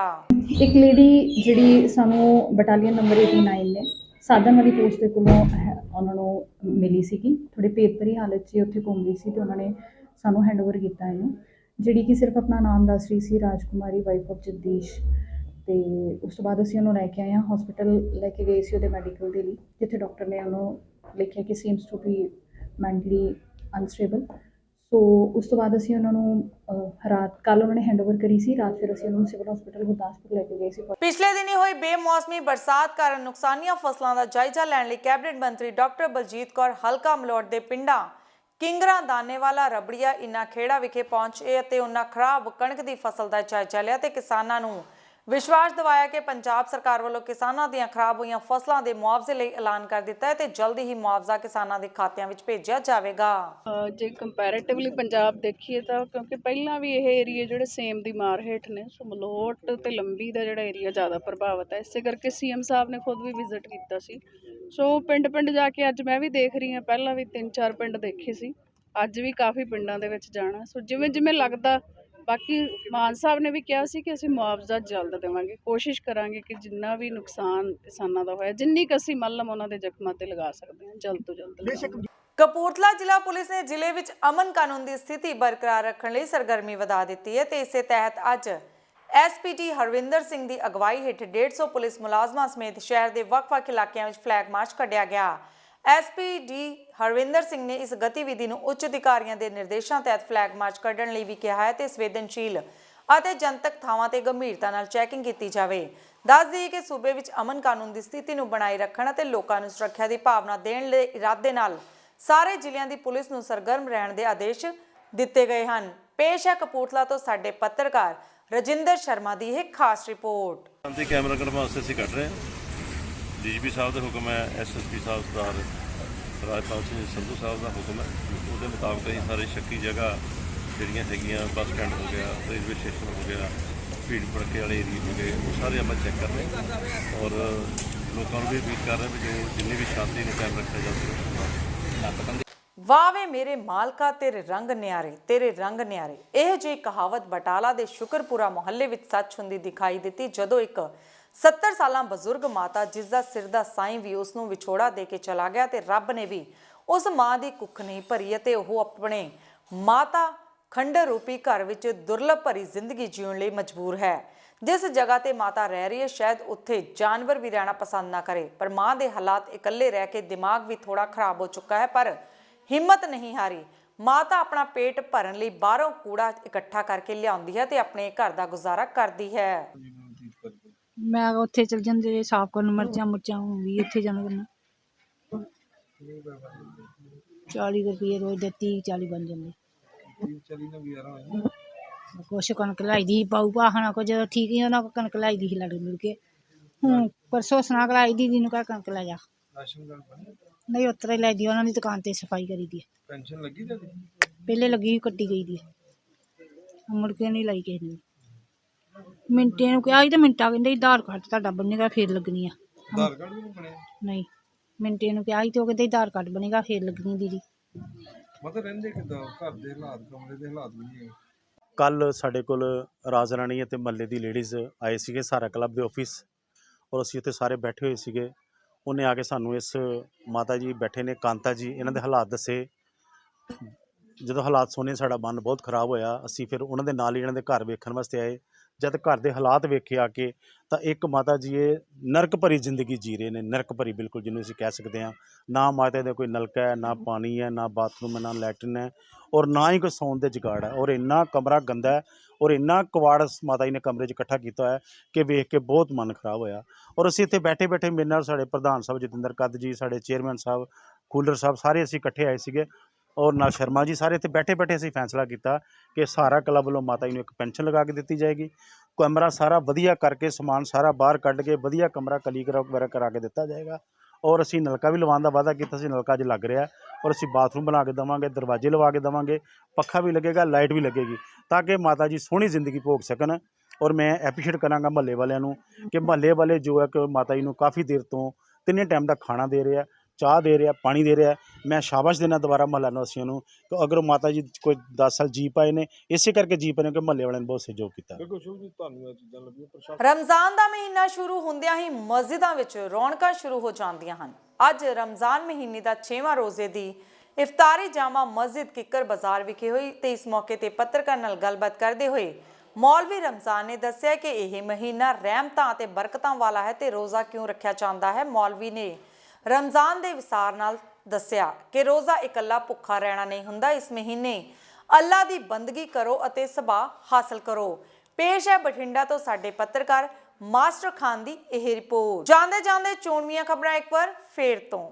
ਦੋਸਤੋ, ਇਹ ਸਨ ਸਾਡੀਆਂ ਅੱਜ ਦੀਆਂ ਖਾਸ ਖਬਰਾਂ। ਨਵੀਆਂ ਤੇ ਤਾਜ਼ਾ ਖਬਰਾਂ ਦੇ ਨਾਲ ਤੁਹਾਡੇ ਸਾਹਮਣੇ ਫਿਰ ਤੋਂ ਰੂਬਰੂ ਹੋਵਾਂਗੇ। ਤਦ ਤੱਕ ਲਈ ਮੈਨੂੰ ਯਾਨੀ ਕਿ ਤੇਜਿੰਦਰ ਕੌਰ ਨੂੰ ਦਿਓ ਇਜਾਜ਼ਤ। ਰੱਬ ਰੱਖਾਂ। ਖਬਰਾਂ ਦੇ ਬੁਲੇਟਿਨ 'ਚ ਤੁਹਾਡਾ ਸਵਾਗਤ ਹੈ। ਨਜ਼ਰ ਮਾਰਦੇ ਹਾਂ ਅੱਜ ਦੀਆਂ ਖਾਸ ਖਬਰਾਂ ਤੇ। ਖੰਨਾ 'ਚ ਵਾਪਰਿਆ ਭਿਆਨਕ ਸੜਕੀ ਹਾਦਸਾ, 3 ਵਿਅਕਤੀਆਂ ਦੀ ਹੋਈ ਮੌਤ। ਇਲਾਕੇ ਵਿੱਚ ਖੜੀਆਂ ਔਰਤਾਂ ਸ਼ਰੇਆਮ ਸਰੀਰਕ ਸੰਬੰਧ ਬਣਾਉਣ ਲਈ ਉਕਸਾ ਰਹੀਆਂ ਹਨ ਨੌਜਵਾਨਾਂ ਨੂੰ। ਗੁਰਦਾਸਪੁਰ ਵਿੱਚ ਚੋਰਾਂ ਨੇ ਇੱਕ ਘਰ ਨੂੰ ਬਣਾਇਆ ਆਪਣਾ ਨਿਸ਼ਾਨਾ, 20 ਤੋਲੇ ਸੋਨਾ ਤੇ 3000 ਦੀ ਨਕਦੀ ਲੁੱਟ ਕੇ ਹੋਏ ਫਰਾਰ। ਪੁਰਾਣੀ ਰੰਜਿਸ਼ ਨੂੰ ਲੈ ਕੇ 2 ਗੁੱਟ ਆਪਸ ਵਿੱਚ ਭਿੜੇ, 3 ਲੋਕੀ ਹੋਏ ਜ਼ਖਮੀ। ਪਿੰਡ ਉਮਰਪੁਰਾ ਦੇ 37 ਸਾਲਾ ਨੌਜਵਾਨ ਦੀ ਪਾਣੀ ਦੇ ਤੇਜ਼ ਵਹਾਅ ਕਾਰਨ ਹੋਈ ਮੌਤ। 70 ਸਾਲਾ ਬਜ਼ੁਰਗ ਕੂੜਾ ਚੁੱਕ ਕੇ ਕਰਦੀ ਹੈ ਆਪਣੇ ਘਰ ਦਾ ਗੁਜ਼ਾਰਾ। ਅਤੇ ਰਮਜ਼ਾਨ ਦੇ ਮਹੀਨੇ ਨੂੰ ਲੈ ਕੇ ਮਸਜਿਦਾਂ ਵਿੱਚ ਲੱਗੀਆਂ ਹਨ ਰੌਣਕਾਂ। ਖਰੜ ਵਿਖੇ ਇਨੇ ਦਿਨੀ ਆਪਣੀਆਂ ਹੱਕੀ ਮੰਗਾਂ ਨੂੰ ਲੈ ਕੇ ਖਰੜ ਕੌਂਸਲ ਦੇ ਸਫਾਈ ਕਰਮਚਾਰੀ ਧਰਨਾ ਪ੍ਰਦਰਸ਼ਨ ਕਰ ਰਹੇ ਹਨ। ਉਹਨਾਂ ਕਿਹਾ ਹੈ ਕਿ ਸਰਕਾਰ ਨੇ ਮੰਗਾਂ ਪ੍ਰਵਾਨ ਕਰ ਲਈਆਂ, ਪਰ ਨਗਰ ਕੌਂਸਲ ਦੀ ਪ੍ਰਧਾਨ ਜਸਪ੍ਰੀਤ ਲੌਂਗਿਆ ਇਹਨਾਂ ਮੰਗਾਂ ਨੂੰ ਪ੍ਰਵਾਨਗੀ ਨਹੀਂ ਦੇ ਰਹੀ। ਸਫਾਈ ਕਰਮਚਾਰੀਆਂ ਨੇ ਕਿਹਾ ਹੈ ਕਿ ਮੰਗਾਂ ਨੂੰ ਤੁਰੰਤ ਲਾਗੂ ਕੀਤਾ ਜਾਵੇ। ਹੋਰ ਕੀ ਕਿਹਾ ਸਫਾਈ ਕਰਮਚਾਰੀਆਂ ਨੇ, ਲਓ ਤੁਸੀਂ ਵੀ ਸੁਣੋ।